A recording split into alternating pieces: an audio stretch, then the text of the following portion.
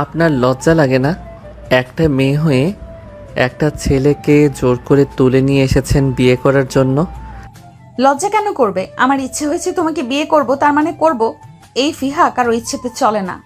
আপনি ভাবলেন কিভাবে আপনার মতো এমন বেয়াদব অসভ্য মেয়েকে আমি বিয়ে করব? আপনার পোশাকের হাল দেখেছেন? কোনো ভদ্রবাড়ির মেয়েরা এমন পোশাক পরে না। আরে তুমি বোধহয় জানো না, টাকা যত বেশি হয় পোশাক তত ছোট হয়। এসব টাকার কামাল। সেসব আপনাদের মতো বড়লোক বিগড়ে যাওয়া মেয়েদের জন্য। আমারও ঘরে বোন আছে, আর আমাদের টাকা পয়সাও কম নাই। আমার বোন পর্দা ছাড়া বাড়ির বাইরে যায় না।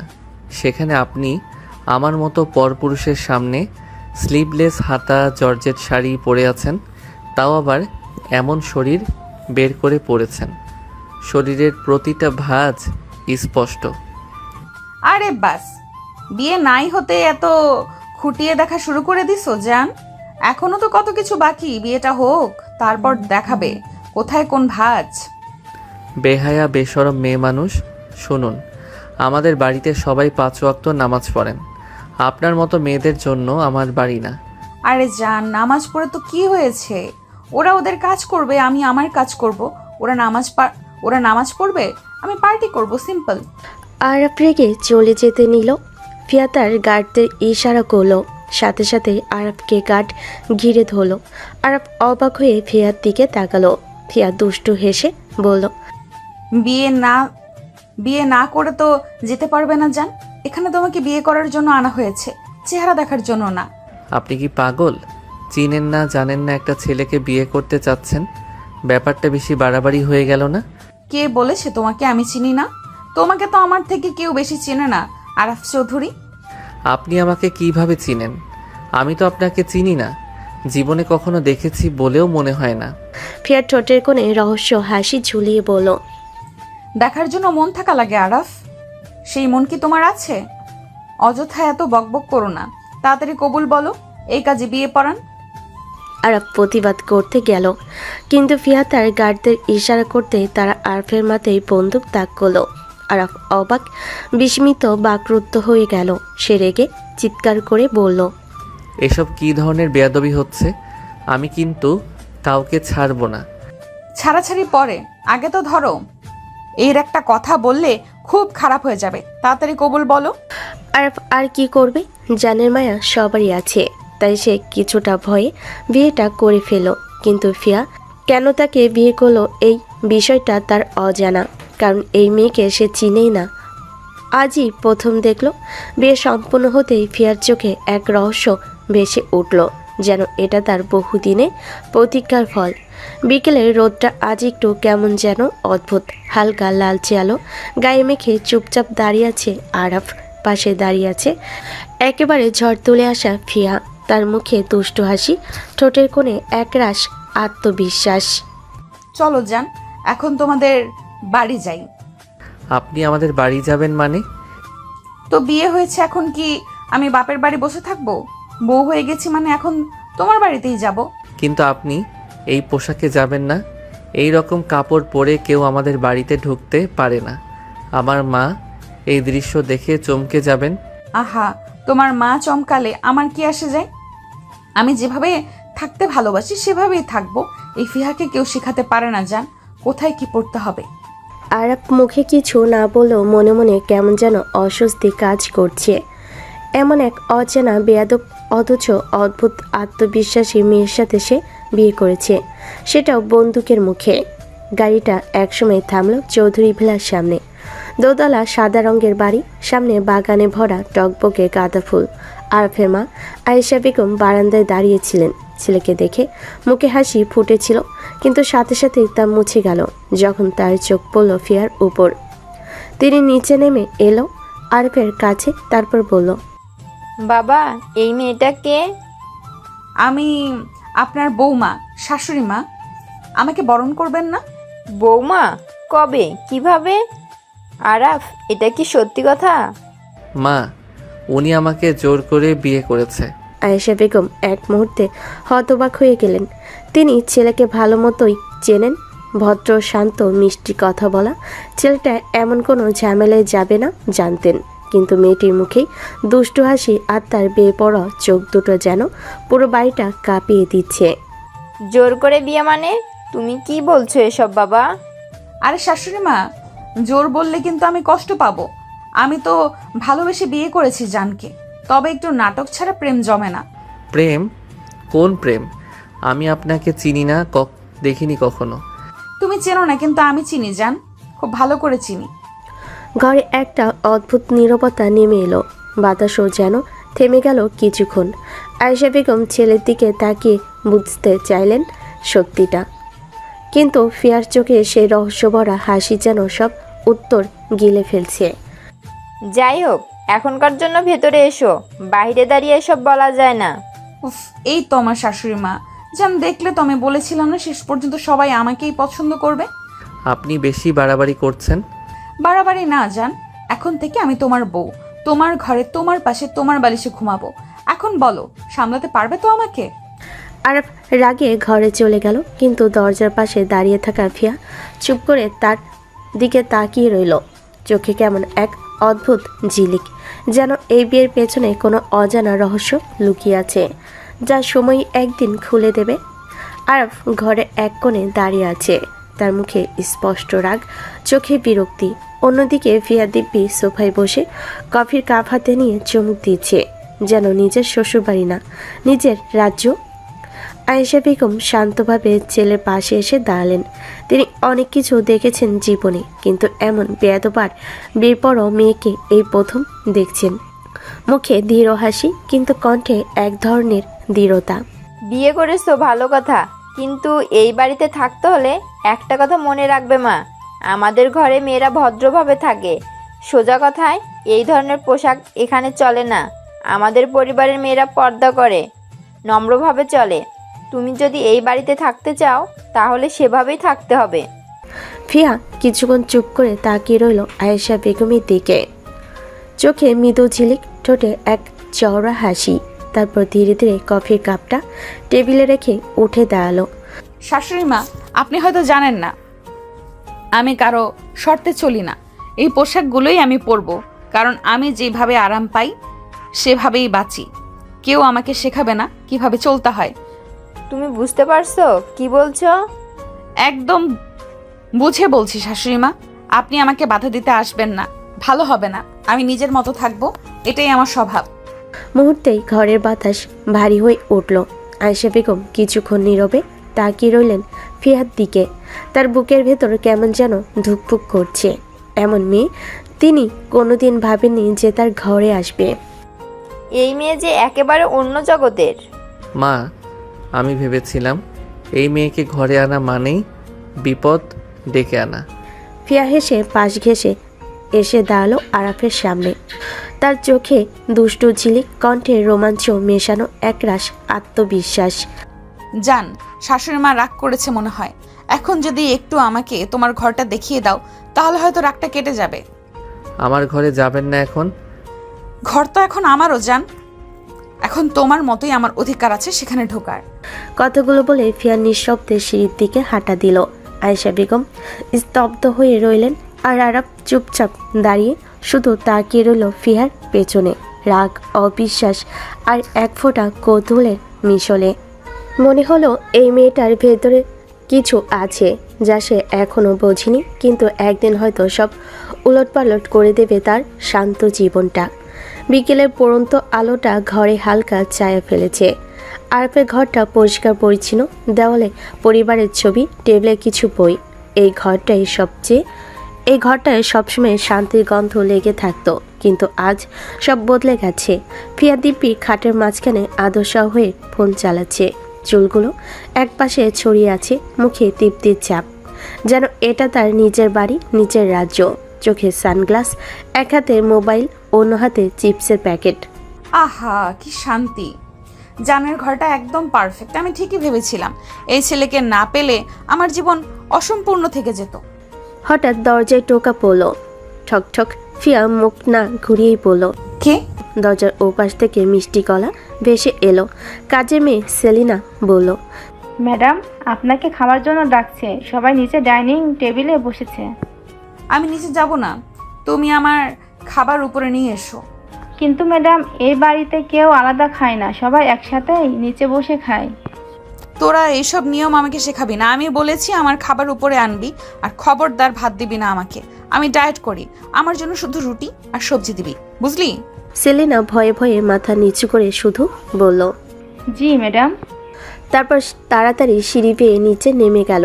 নিচে এসে রান্নাঘরে ঢুকতেই আয়েশা বেগম তাকে দেখে বলেন, কি রে সেলিনা, এত দেরি কেন? উপরে গেলি না? বৌমা আসছে না নাকি? সেলিনা কাপা গলায় কথাগুলো এক নিঃশ্বাসে বলে ফেলল। ম্যাডাম বলেছে উনি নিচে আসবেন না, খাবার উপরে নিতে, আর বলেছে ভাত যেন না দেয়, উনি ডায়েট করেন, শুধু রুটি আর সবজি দিতে। আয়েশা বেগমের মুখের রং মুহূর্তেই বদলে গেল, চোখে আগুন জ্বলছে যেন। হায় আল্লাহ, কোন ধরনের বেয়াদবি এটা?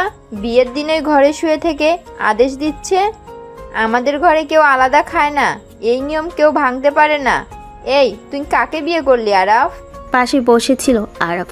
সে চুপচাপ মাথা নিচু করে সব শুনছিল, কিন্তু মায়ের মুখের সেই রাগের ছাপ দেখে তার রক্ত ফুটে উঠল। মা, আমি সত্যি বলছি, এই মেয়েকে আমি চিনি না, জীবনে কখনো দেখিনি। জোর করে বন্দুক দেখিয়ে আমাকে বিয়ে করিয়েছে। এই অসভ্য উদ্ধত মেয়েটা আমার কপালে জুটলো কিভাবে আমি বুঝতে পারছি না। আয়েশা বেগম তীব্র দৃষ্টিতে তাকালেন ছেলের দিকে। তুমি চেনো না জেনেও বিয়ে করলে? মা, আমি চাইনি এই বিয়ে, কিন্তু ওরা আমাকে বন্দুক ঠেকিয়ে বাধ্য করেছে। ঘরে এক মুহূর্তে নীরবতা। তারপর আয়েশা বেগম চুপচাপ চেয়ার থেকে উঠে দাঁড়ালেন। তার চোখে তীব্র রাগের সঙ্গে মিশে আছে অপমানের ছায়া। আমি এখনই গিয়ে ওর সঙ্গে কথা বলবো। এই বাড়িতে কেউ নিজের নিয়মে চলে না। তিনি সিঁড়ি বেয়ে উপরে উঠতে লাগলেন আর পিছন পিছন গেল। দরজা খুলতে দেখা গেল ফিয়া খাটে শুয়ে টিকটক স্ক্রল করছে, কানে হেডফোন, যেন কিছুই হয়নি। বৌমা, একবার নিচে আসতে বলেছিলাম, তুমি গেলে না। এখন আমি বলছি, এই বাড়িতে থাকতে হলে নিয়ম মেনে চলতে হবে। আলাদা খাওয়া, আলাদা আচরণ, এসব এখানে চলে না।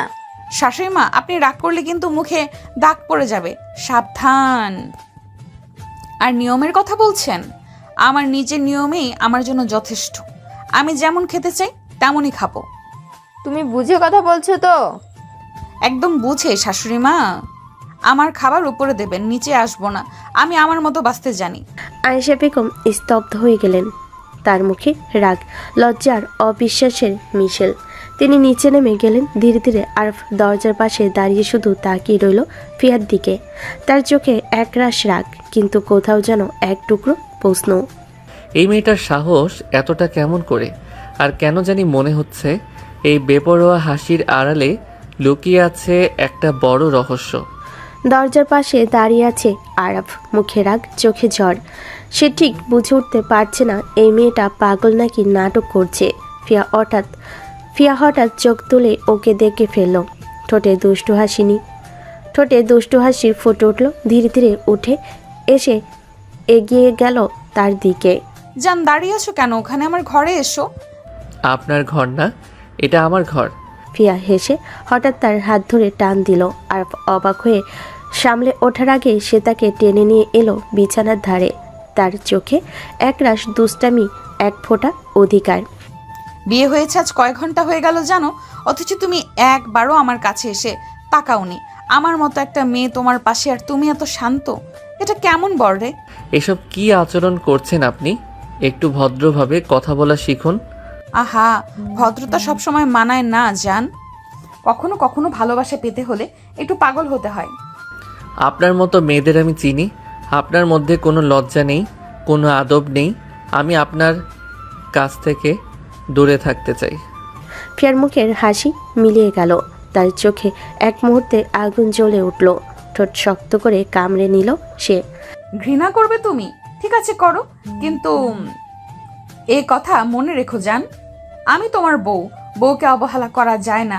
সে যত রাগী হোক, যত বেয়াদপি মনে হোক, শেষ পর্যন্ত বউ তো বউই। আরফ চুপ করে গেল। তার বুকের ভেতর কেমন যেন অদ্ভুত একটা চাপা অনুভূতি, রাগ, অস্বস্তি, আবার কোথাও একটা অজানা কৌতূহল আছে। তুমি যতই রাগ করো না কেন জান, আমি কিন্তু তোমার জীবনে এসেই যাব। তোমার এই রাগও একদিন ভালোবাসায় গলে যাবে, আমি বাজি ধরলাম। আর কিছু বলতে গেল, কিন্তু ফিয়ার চোখে যে ঝড়টা দেখলো তাতে সে থেমে গেল। ঘরটা নিস্তব্ধ হয়ে গেল। দুজনের নিঃশ্বাসে বাতাস ভারী হয়ে উঠল। ফিয়া চুপচাপ সরে গেল পাশে, চোখ নামিয়ে শুধু বলল, জান, আমি হয়তো তোমার মতো শান্ত না, কিন্তু ভালোবাসতে জানি খুব। একদিন তুমি বুঝবে এই বেয়াদব মেয়েটাই তোমার জীবনের সবচেয়ে বড় পাগলামি আর সবচেয়ে সত্যি অনুভূতি। তারপর ধীরে ধীরে ফিয়া জানালার পাশে গিয়ে দাঁড়ালো। বাইরে রাত নেমেছে, চাঁদের আলো তার মুখে পড়ে ঝলমল করছে। অন্যদিকে আরব স্থির হয়ে তাকিয়ে আছে, রাগ আর বিভ্রান্তি মিশেলে এক অদ্ভুত নিঃশব্দে বন্দী হয়ে আছে সে। রাতের আধারে তখনও পুরো বাড়িটা ঘিরে ধরেছে। রান্নাঘর থেকে ভেসে আসছে তরকারি গন্ধ। কাজে মেয়ে ট্রে হাতে ফিয়ার রুমে ঢুকলো রুটি আর সবজি নিয়ে। ফিয়া তখন আয়নার সামনে বসে চুলে ব্রাশ করছে। চোখে মুখে রাজকীয় গাম্ভীর্য, ঠোঁটে হালকা রাগের দেখা। কাজের মেয়ে মাথা নিচু করে বলল, আপা খাবেন? রুটি আর সবজি এনেছি। ফিয়া আয়না থেকে তাকিয়ে বলল, ওসব তোমাদের স্যারকে দাও, আমি এসব কিছু খাবো না। কাজে মেয়ে কিছু বলতে চাইলো, সাহস পেল না। আস্তে করে ট্রেটা রেখে নিচে নেমে গেল। আর তখন ডাইনিং টেবিলে বসে আছে। টেবিলের উপরে তার মা আয়েশা বেগম, মুখে গাম্ভীর্য। তিনি ধীরে ধীরে বলেন, আরাফ, তোমার বউকে একটু আদব কায়দা শিখিয়ে দিও। তোমার বাবা বেঁচে থাকলে এমন বেয়াদবি সহ্য করতে পারতেন না। আমাদের পরিবারের মেয়ে বউরা কখনো এভাবে পোশাক পরে না, এভাবে কথা বলে না। সমাজে আমাদের মান সম্মান আছে ছেলে। মা, এই মেয়েকে কেউ বোঝাতে পারবে না। একদম বেয়াদব, জেদি, নিজের মতো চলে। আমি কিছু বললেই চিৎকার শুরু করে দেয়। যে কাজ রেগে হয় না সে কাজ ভালোবেসে হয় বাবা। রাগ করে কিছু বোঝাতে গেলে উল্টো মানুষ দূরে সরে যায়। চেষ্টা করো, ভালোবাসা দিয়ে বোঝাও। ভালোবাসা? মা, ভালোবাসা তো দূরের কথা। এই মেয়েকে দেখলেই আমার বমি আসে। এমন অহংকারী, এমন জেদি মেয়ে আমি জীবনে দেখিনি। মায়ের চোখে এক চিলতে হতাশা ফুটে উঠল। বিয়ে হয়ে গেছে আরাফ, এখন এই সংসারটাই আমার বাস্তবতা। স্ত্রী যেমনই হোক তাকে মানিয়ে নিতে শেখা একজন স্বামীর দায়িত্ব। যে স্ত্রীকে তুমি আজ ঘৃণা করছো, কাল হয়তো সেই মেয়ে তোমার জীবন বদলে দিতে পারে। একটু ধৈর্য ধরো বাবা। আর কিছুক্ষণ চুপ করে রইল, মাথা নিচু। মায়ের মনে দাগ কাটছে ঠিকই, কিন্তু মনটা তেমন রাজি হচ্ছে না। খাওয়া শেষ করে চুপচাপ উঠতে গেল সে। আয়েশা বেগম আবার বললেন, ওর উপর চিৎকার না করে একদিন ভালোভাবে বসে কথা বলো। হয়তো ভিতরে অনেক কষ্ট জমে আছে, যেটা তুমি দেখছো না। আরব কিছু না বলেই চলে গেল। পেছনে তার মায়ের মুখে নিঃশ্বাসের শব্দ। ছেলে মানুষ বোঝে না। উপরে গিয়ে দরজার সামনে দাঁড়ালো আরব। দরজাটা আধা খোলা। ফিয়া সোফায় বসে ফোন স্ক্রল করছে। পরনে আবারও সেই হালকা স্লিপলেস পোশাক, যেটা নিয়ে তার মা সকালে রাগ দেখিয়েছিলেন। আরব চুপচাপ তাকিয়ে রইল কিছুক্ষণ, তারপর বলল, আপনার খাবার দিতে এসেছিল, খাননি কেন? খিদে নেই, তুমি খেয়ে নাও। মা বলেছেন এমন পোশাক পরে থাকতে পারবে না এই বাড়িতে। এটা আমাদের পরিবারের নিয়ম। নিয়ম মানার জন্য আমি এখানে আসিনি। কতবার বলতে হয় এই কথা? আরব এবার একটু এগিয়ে গিয়ে বলল, ফিহা, একবার হলেও ভাবেন আপনি এখন এই পরিবারের অংশ। মা কষ্ট পেলে সেটা আমারও কষ্ট। একটু সম্মান দেখান। ফিয়া তার দিকে তাকিয়ে তীক্ষ্ণ দৃষ্টিতে বলল, সম্মান দিতে হয় তাদের যারা আমাকে সম্মান দিতে জানে। তোমার মা যদি আমার পোশাক দেখে সমাজের মান সম্মান হারায়, তাহলে আমার জীবনের মানে কোথায়? আমি আমার মতোই থাকবো। তাই তো, আপনার মতো মেয়েদের কেউ বোঝাতে পারে না, শুধু নিজের ইচ্ছেতেই চলে। একদম ঠিক ধরেছো জান, আমি আমার মতোই চলবো, তুমি চাইলেও থামাতে পারবে না। আরব চলে যেতে যেতে পেছন ফিরে একবার তাকালো। ফিয়ার চোখে তখন একরকম বিদ্রোহ ঝিলিক দিচ্ছে। রাগ, অহংকার আর অদ্ভুত এক আকর্ষণ মিশে থাকা দৃষ্টি। নিজের মনে আরব বলল, মা ঠিকই বলেছিল, রেগে নয় ভালোবেসে বোঝাতে হয়। কিন্তু এই মেয়েকে ভালোবেসে বোঝানো সম্ভব কিনা সেটাই এখন আমার চ্যালেঞ্জ। রাত পেরিয়ে যখন সময় এগোতে লাগলো, ঘরটা নীরব। ঘণ্টাখানেক আগে ডাইনিং টেবিলে আলো নিভে গিয়েছিল। বাইরের রাস্তা থেকেও শব্দ কম। ঘরটা ছিল ভাষাহীন, কেবল এতটুকু বাতি জ্বলছিল জানালার পাশে। চাঁদের হালকা আলো ফালিকাটা হয়ে পড়েছে পদ্মার ফাঁকে। রাত 12টা। আর পা দিয়ে ঘরের দিকে এসেছিল। সে হাত দিয়ে দরজাটা খুলে ভিতরে ঢুকতেই দেখল ফিয়া নিজের আলাপ অভিনয়ে রং তুলছে অদ্ভুত এক ঝিলিক। ফিয়া উঠে দাঁড়ালো, চোখে খুনসুটি, মুখে একটা চওড়া ঠোঁটের বাঁক। আমি সোফায় চলে যাচ্ছি, আপনি বিছানায় শুয়ে পড়েন, আরাম করেন। সিনেমা নাকি গল্প বলছো?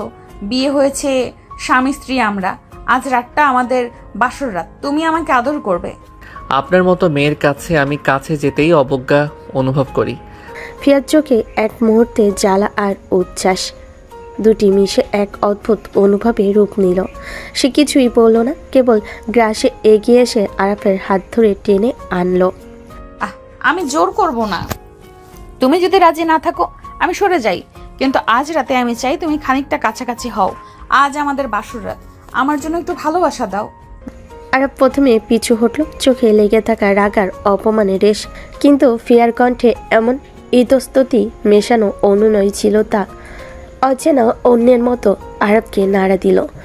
সে নিঃশ্বাস ফেল, অপ্রকাশ্য সমর্থন এবং অব্যক্ত দুর্বলতার মোকাবিলা করতে সে নিজের ভেতর দিয়ে একটুকু কোমলতা বের করলো। আমি কখনো পারবো না আপনার কাছে আসতে।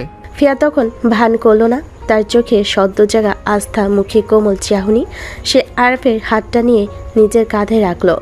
ফিয়া আরাফকে নিয়ে ধীর গতিতে বিছানায় এসে বসে পড়ল। সামনের কোণাটায় একটু দূরত্ব ছিল, আবার কাছে হতে এক ধাক্কা দিয়ে দূরে যাওয়াটা ছিল না। ঘরটা নিঃশব্দ, কেবল নিঃশ্বাস ছাড়া আর হৃদয়ের তালমেলা ভার। জান, আমি তোমাকে জোর করে কিছু করতে চাই না, করাতেও চাই না। আমি চাই তুমি আমায় জানো, ভালো বা খারাপ সবটা জানো। আজ রাতে একটু হও, সামনে থেকে হাতটা ধরো। এটা কিছুতেই সম্ভব না। আপনার কাছে আসতে আমার গা ঘিন ঘিন করছে। আপনার মতো বাজে মেয়ের আশেপাশে আমি থাকতে চাই না। কেবল নিঃশ্বাস আর হৃদয়ের তালমেলাই ভরা। ফিয়ার মেজাজ গরম হয়ে গেল। সে আপোষে আরবকে কাছে পেতে চাচ্ছিল, কিন্তু আরব যে এরকম গো ধরে বসে থাকবে সে সেটা বুঝতে পারেনি। এমন লাস্যময়ী সুন্দরী কাছ থেকে কোনো পুরুষ ফিরতে পারে না। যেখানে ফিয়াকে এক রাতে পাওয়ার জন্য ছেলেরা তার পিছনে ঘুরে, আর আরব তাকে এত কাছে পেয়েও অবজ্ঞা করছে। ব্যাপারটা ফিয়ার ইগোতে লাগলো। সে ধাক্কা মেরে আরবকে বিছানায় ফেলে দিল। তারপর সে আরবের উপর উঠে বসলো। আরব আতঙ্কিত হয়ে গেল। আরব রাগী কণ্ঠে বলল, কি করছেন আপনি এসব? সরুন বলছি। জান, আমি তো তোমাকে সময় দিতে চেয়েছিলাম, কিন্তু তুমি তো আমার ইগোতে হার্ট করলে। আমার মতো সুন্দরীকে তুমি রিজেক্ট করেছো, এর ফল তো তোমাকে ভুগতেই হবে। একদম বাড়াবাড়ি করবেন না বলে দিলাম। আমি আপনাকে মোটেও পছন্দ করি না। পছন্দ করো না তো কি হয়েছে? আজকের পর থেকে তুমি শুধু আমার কথাই ভাববে। আপনি কি চাইছেন? শরীর দিয়ে আমাকে কিনতে চাইছেন? এই আরাফকে কখনো শরীর দিয়ে বশ করতে পারবেন না আপনি। সেটা তো সময়ই বলবে। জান, এখন কাছে এসো, আদর করো আমাকে। কখনো না।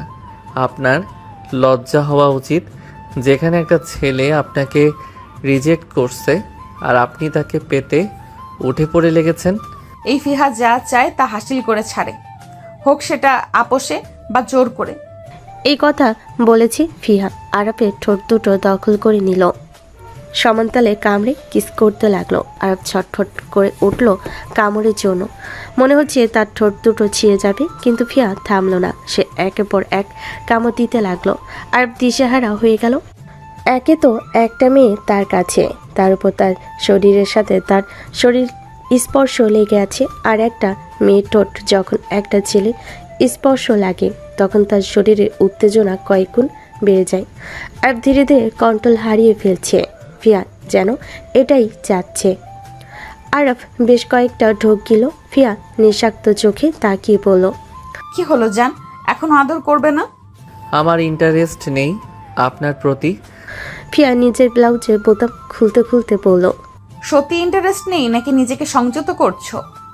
আপনার মতো জঘন্য মেয়েরা তো এমনই হয়, নিজেকে খুলে সবসময় প্রদর্শন করে। আমি এমন কোনো মেয়ের প্রতি আগ্রহী হতে চাই না যাকে সবাই কাছে পেতে স্বপ্ন দেখে।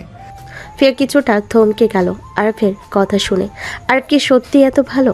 একটা মেয়ে তার কাছে নিজেকে বিলিয়ে দিতে যাচ্ছে আর সে গ্রহণ করছে না। ব্যাপারটা একটু বেশি সিনেমাটিক মনে হলো ফিয়ার কাছে। ফিয়ার ব্লাউজটাও খুলে ছুঁড়ে মারল, তারপর আরাফের একদম কাছে চলে গেল। আরব চোখ বন্ধ করে ফেল। এরকম দৃশ্য সামনে থেকে দেখে নিজেকে কন্ট্রোল করা সম্ভব না। ফিয়া আরাফের মুখে দুই পাশে হাত দিল, তারপর ঠোঁটে চুমু দিল, কানে কাছে ফিস ফিস করে বলল, এবার নিজেকে কন্ট্রোল করো দেখি, কত সাধু পুরুষ তুমি। আরব দাঁতে দাঁত চেপে আসে। সে যতই মুখে যাই বলুক, সে একদম কন্ট্রোলের বাইরে চলে গেছে। তারপরও সে বলল, এখনো পর্যন্ত কত পুরুষের ছোঁয়া লাগিয়েছেন আপনার শরীরে, একটা ছেলের ছোঁয়া পেতে উন্মাদ হয়ে যাচ্ছেন। ফিয়া থমকে গেল। কি বলো? এটা আরব তার চরিত্র নিয়ে প্রশ্ন করলো। সে রাগী বদমেজাজি হতে পারে, কিন্তু চরিত্রহীন নয়। সে রেগে আরবের ঠোঁট কামড়ে ধরল, তারপরে আরবকে বেগতিক স্পর্শ করতে লাগলো। আরব মুহূর্তে কন্ট্রোল হারিয়ে ফেল। ফিয়াকে নিচে ফেলে দিয়ে সে তার উপর উঠে গেল। নেশাক্ত দৃষ্টি রাখলো ফিয়ার পানে। ফিয়ার চোখে কাছে পাবার আগ্লতা দেখতে পেল। সে আস্তে আস্তে হারিয়ে গেল ফিয়ার মাঝে। ফিয়ার ঠোঁটে একটা বাঁকা হাসি ফুটে উঠল, যেন সে কোনো যুদ্ধ জয় করে ফেলেছে। রাত পেরিয়ে সকাল হতেই জানালার পর্দার ফাঁক দিয়ে সূর্যালো বিছানায় এসে পড়েছে। ঘরের বাতাসে এক ধরনের অস্বস্তিকর নীরবতা ছড়িয়ে আছে। আর চোখ খুলে দেখল তার ভেতরে যেন একটা অপরাধবোধ, রাগ আর অজানা দ্বিধা ঘুরে বেড়াচ্ছে। সে কিছুক্ষণ স্তব্ধ হয়ে বিছানার দিকে তাকিয়ে থাকলো। ফিয়া ইতিমধ্যেই জেগে উঠেছে, চোখে রেশমি ঘুমে ছোঁয়া, ঠোঁটে হালকা হাসি। তবে সেই হাসিটা এবার ভিন্ন, রাগি জেদি ফিয়ার চেনা নয়, বরং যেন গর্ব আর ব্যথার মিশ্রণ। ফিয়া ধীরে উঠে বসে, আরফের দিকে তাকিয়ে শান্ত গলায় বলল, এখন বুঝলে জান, আমি যেমনই হই না কেন, আমার চরিত্রে কোনো দাগ ছিল না। আমি রাগে জেদি হতে পারি, কিন্তু নিজের মর্যাদা কখনো হারাইনি। আরব এক মুহূর্তের জন্য স্তব্ধ হয়ে গেল, মুখে কিছুই বলতে পারল না। তার চোখে স্পষ্ট উঠল বিভ্রান্তি। সে যেন একে বুঝতে পারছে না, মেনে নিতে পারছে না। কিছুটা সময় চুপ থেকে আরব নিচু স্বরে বলল, আপনি যা করেছেন সেটাকে আপনি হয়তো ভালোবাসা ভাবছেন, কিন্তু আমার কাছে ওটা ছিল জোর। আপনি আমাকে বাধ্য করেছেন, নিজের মতো করে কাছে টেনেছেন। আপনি ভাববেন না আমি আপনাকে মেনে নিয়েছি। আপনার মতো মেয়েকে আমি কখনোই আমার জীবনে জায়গা দিতে পারবো না। ফিয়ার ঠোঁটের কোণে একটা দুষ্টু কিন্তু ব্যথামাখা হাসি টেনে বলল, জান, তুমি যেভাবে দেখবে আমি সেভাবে নয়, নিজের মতো করেই বাঁচবো। তোমার মেনে নেওয়া বা না নেওয়াতে আমার জীবন আটকে নেই। আমি তোমার বউ, এই সত্যিটা তুমি বদলাতে পারবে না। তবে একটা কথা মনে রেখো, আজ যা হয়েছে তা আমার জেদের ফল নয়, আমার অনুভবের ফল। একদিন তুমি বুঝবে, জোর নয়, ভালোবাসার অধিকারী ছিল সেটা। ঘর নিস্তব্ধ হয়ে গেল। আর মুখ ফিরিয়ে জানালার দিকে তাকালো, ঠোঁট শক্ত করে চেপে ধরল। ফিয়া ধীরে ধীরে উঠে আয়নার সামনে গেল, চোখে সুরভি মাখল। সে নিজের প্রতিচ্ছবির দিকে তাকিয়ে মৃদু হেসে বলল, তোমার রাগ, তোমার অভিমান সব কিছু আমি সময় নিয়ে ভাঙবো জান। দেখো, একদিন তুমি নিজেই এই জেদি মেয়েটাকেই খুঁজবে। বাতাসে তখন এক অদ্ভুত উত্তেজনা, ভালোবাসার নয়, বরং এক গভীর মান অভিমানের গন্ধ। আর চুপচাপ রুম থেকে বেরিয়ে গেল। কিন্তু দরজা বন্ধের শব্দে ফিয়ার মুখে সেই পুরনো জেদটা আবার ফিরে এলো। তার চোখে লেখা, খেলা এখনো শেষ হয়নি, সবে তো শুরু। সূর্যের আলো তখন জানালার পর্দা ছুঁয়ে ঘরে ঢুকছে। ফিয়া আয়নার সামনে দাঁড়িয়ে সাজগোজে ব্যস্ত। হালকা গুলি লিপস্টিক, হাতে ঘড়ি, চোখে সানগ্লাস, মুখে সেই চেনা আত্মবিশ্বাসী হাসি। হঠাৎ দরজার বাইরে থেকে আয়েশা বেগমের কণ্ঠ, এই ফিহা, কোথায় যাচ্ছ সকাল সকাল? ফিয়া কাঁধে ব্যাগটা ঝুলিয়ে হালকা হেসে ঘুরে তাকালো। বাইরে একটু কাজ আছে শাশুড়ি মা, ফিরতে দেরি হবে না। কাজ আছে মানে? এখন থেকে আমাদের বাড়ির বউরা যখন তখন বাড়ি থেকে বের হবে নাকি? তুমি ভুলে যাচ্ছ এখন তুমি এই বাড়ির বউ, এইভাবে বাইরে যাওয়া ঠিক না। ফিয়া ভুরু কুঁচকে ঠোঁটের কোণে এক টুকরো দুষ্ট হাসি টেনে নিল। এই আমি চাইলে সব পারি শাশুড়ি মা, কেউ আমার পথ আটকাতে পারবে না। আপনি অযথা চিন্তা করবেন না, আমি সামলে নেব। বলে সানগ্লাস চোখে দিয়ে নির্দ্বিধায় দরজা বেরিয়ে গেল সে। আয়েশা বেগম হতবাক হয়ে কিছুক্ষণ দরজার দিকে তাকিয়ে রইলেন। তারপর নিচে বসা কাজের মেয়েটাকে ডেকে বললেন, এই মেয়ে যা ইচ্ছে তাই করছে, এভাবে চলবে না। এদিকে কিছুক্ষণের মধ্যেই আরব ঘুম জড়ানো মুখে নিচে নামলো, গায়ে হালকা সাদা শার্ট, চোখে ক্লান্তির ছাপ। আরাফ, তোর বউটা সকাল সকাল কোথায় গেল বলতো? আর ভুরকুচকে অবাক হয়ে তাকালো। আমি কি জানি মা, ও কি আমাকে বলে গেছে? এমনিতেই ওর সঙ্গে কথা বলতে ইচ্ছা করে না। চুপ কর, সে তোর বউ, তোর দায়িত্ব ওর খোঁজ খবর রাখা। সংসার করতে হলে দায়িত্ব নিতে হয়, বুঝলি? আরব হতাশ মুখে চেয়ারে বসে পড়ল, কফির কাপটা হাতে নিয়ে নিঃশ্বাস ফেল। প্লিজ মা, ওর কথা বলো না। ও মেয়েটার সাথে কথা বললেই আমার মাথা গরম হয়ে যায়। ও যা খুশি করে বেড়াক, আমি ওর সঙ্গে কোনো সম্পর্ক রাখতে চাই না। বুঝতে পারছি না এমন মেয়ে কিভাবে আমাদের ঘরে এলো। তুই যদি একটু ধৈর্য ধরতি, হয়তো মেয়েটা বদলে যেত। মা, কেউ যদি বদলাতে না চায় তাকে জোর করে বদলানো যায় না। এই বলে সে সিঁড়ি বেয়ে উপরে চলে গেল। আয়েশা বেগমের চোখে দুশ্চিন্তার ছায়া। আর ফিয়া চলে যাওয়া পথের দিকে তাকিয়ে মনে মনে ভাবলেন, এই মেয়ের ভেতরে নিশ্চয় কোনো রহস্য আছে। এমন জেদি মেয়ে তো হুট করে কারো জীবনে আসে না। দূরে গাড়ির শব্দ মিলিয়ে গেল। ঘরের ভেতর রয়ে গেল শুধু রাগ, অভিমান আর অচেনা দূরত্বের ভার। দুপুরে ঢেউ টুপ করে নেমেছে শহরের ওপর। গাড়ির হেডলাইট কাটাছেঁড়া আলো কেবল দুপথ আলোকিত করেছে। ফিয়া গাড়ির স্টিয়ারিং ছেড়ে চুপচাপ বসে আছে, চোখে অচেনা এক ভাব, হাতে শক্ত করে মোড়ানো ওড়না। সে জানে আজকের দিনটা সাধারণ নয়। গাড়ি থেকে নামলো কবরস্থানের রাস্তায়। সারা জায়গাটা নিঃসঙ্গ, শুধু দূরে কয়েকটা পথচারীর ছায়া আপেক্ষিক ভাঙ্গা। ফিয়া শ্বাস টেনে দরজা খুলে নামলো। পরনে প্যান্ট, টপ, সোজা মাথায় ওড়না সুন্দর করে পেঁচিয়ে ভদ্রতার চাপ দিল, যেন কেউই ভাববে না আগের দিনে সেই হিংস্র বেয়াদব মেজাজটাই তার। ফিয়া ধীরে ধীরে কবরস্থানের ভিতর ঢুকলো। কৌশলে ভদ্রভাবে মাটি থেকে উঠে থাকা কবরের খুঁটি, পালঙ্ক সবই নিঃশব্দে তাকে অভ্যর্থনা জানালো। একেবারে শেষে একটা ছোট কবর চিহ্ন, বামে নেই, নাম নেই, শুধু পুরনো ফুলের কুড়ি কোণে পড়ে আছে। ফিয়া সেই কবরের সামনে থমকে গেল, হাঁটু গেড়ে বসলো। তার কাঁধ থেকে ওড়নার এক কোণা খসে গেল। চেহারা ভদ্র, কিন্তু চোখে বাসা বেঁধেছে এক তীব্র ব্যথা। আলো আধারিতে হালকা ছায়া তার মাথায় পড়ে রহস্য আর এক অদ্ভুত শক্তি জুড়ে দিল। ফিয়া কেঁদে কেঁদে বলল, কণ্ঠে নরম হলো কথাগুলো করা। তুই কষ্ট পাস না সোনা। তোর যারা এই নিকৃষ্টতা করেছে আমি কাউকে ছাড়বো না। সবাইকে আমি গুনে গুনে শাস্তি দেব। তোর প্রতিটা চিৎকার, প্রতিটা আর্তনাদ এখনো কানে বাজে। আমি কি করে সব ভুলে যাব বল? কঠিন শাস্তি পাবেন সে। কথাগুলো এক দীর্ঘ নীরবতার মধ্যে জমে রয়ে গেল। কবরস্থানে ফিয়ার গলা লিপটে আছে প্রতিশোধের তীক্ষ্ণ জ্বলন। তার চোখে যেন কোনো আগুন জ্বলে। নিজের মধ্যে এক অদ্ভুত অনুগৃহীত শক্তি খুঁজে পাচ্ছে সে। ফিয়া সেখানে বসে কিছুক্ষণ চুপচাপ রইল, হাত মুড়ে কফির কাপ ধরার মতো অসহায়। তার বদলে তার মনে এক অদম্য শপথ জন্ম নিল। সে উঠে ধীরে ধীরে গাড়ির দিকে ফিরে এলো। পুরো মন এখন সিদ্ধান্তে খাঁটি। সময় গড়িয়েছে একটা নীরব সিগন্যাল। গাড়ি ছুটল শহরের অন্ধকার রাস্তায়। একদম অন্যরকম পরিবেশে পৌঁছে গেল ফিয়া। রেস্টুরেন্টে গরম আলো, লোকেদের হাসি শোরগোল। এখানে তার বান্ধবীরা আরেক হাল ছড়িয়েছে। বন্ধুরা মুচকি হাসি, এক কাপ চা আর চুমুকের আড্ডায় মগ্ন তারা। অপেক্ষা করছিল ফিয়ার জন্য। সবাইকে দেখে ফিয়ার ঠোঁটে কোণে অদ্ভুত এক ধরন্তরীর হাসি খেলে গেল। সে গাড়ি থেকে নামতেই সবাই যেন বদলে গেল। এখানে সে আবার সেই স্বাধীন বংশবিরামহীন ফিয়া। বান্ধবী সমূহের মধ্যে গরম আলাপ। এসো এসো, রাতটাকে কিভাবে বয়ে আনলি ভাব বলতো। অল্প কথা বড় কথা তোমরা সবাই শুনবে।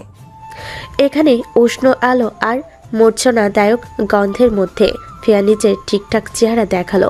ভদ্র, সাহসী এবং প্রতিশোধের পরিকল্পনায় দৃঢ়।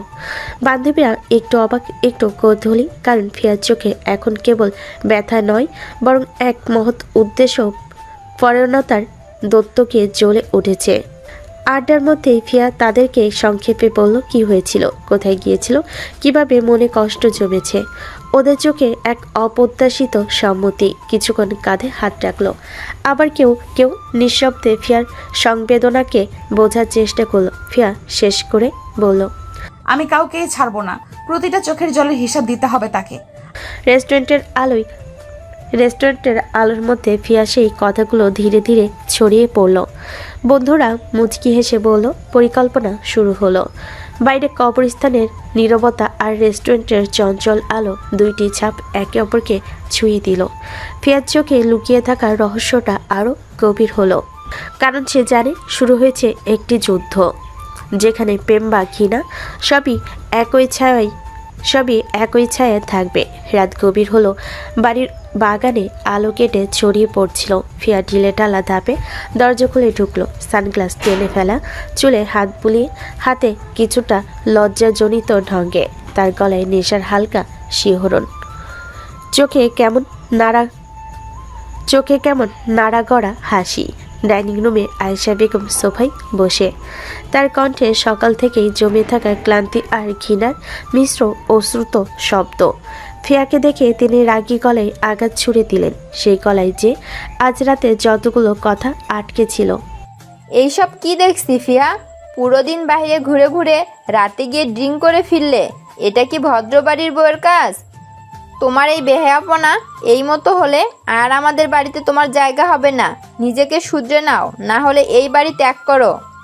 ফিয়া ধীর গলায় হেসে উঠল। সে মাথা থামিয়ে আর চোখে আয়েশাকে দেখল, মৃদু কণ্ঠে বলল, আপনি কি ভাবেন আমাকে ঠেকানো যাবে? আমি আমার ইচ্ছে মতো করবো, পারলে ঠেকান তো। আয়েশা বেগমের গায়ে রক্তটা জমে উঠল। মায়ের মুখে যে অহংকার, মর্যাদা, সমাজচিন্তা সবই গর্জে উঠল। কিন্তু সেদিন এমন এক কথা ফোরাবার ভেতরে ছিল আরাফের কণ্ঠ, গোপন ক্ষোভ আর অপমানের আগুন।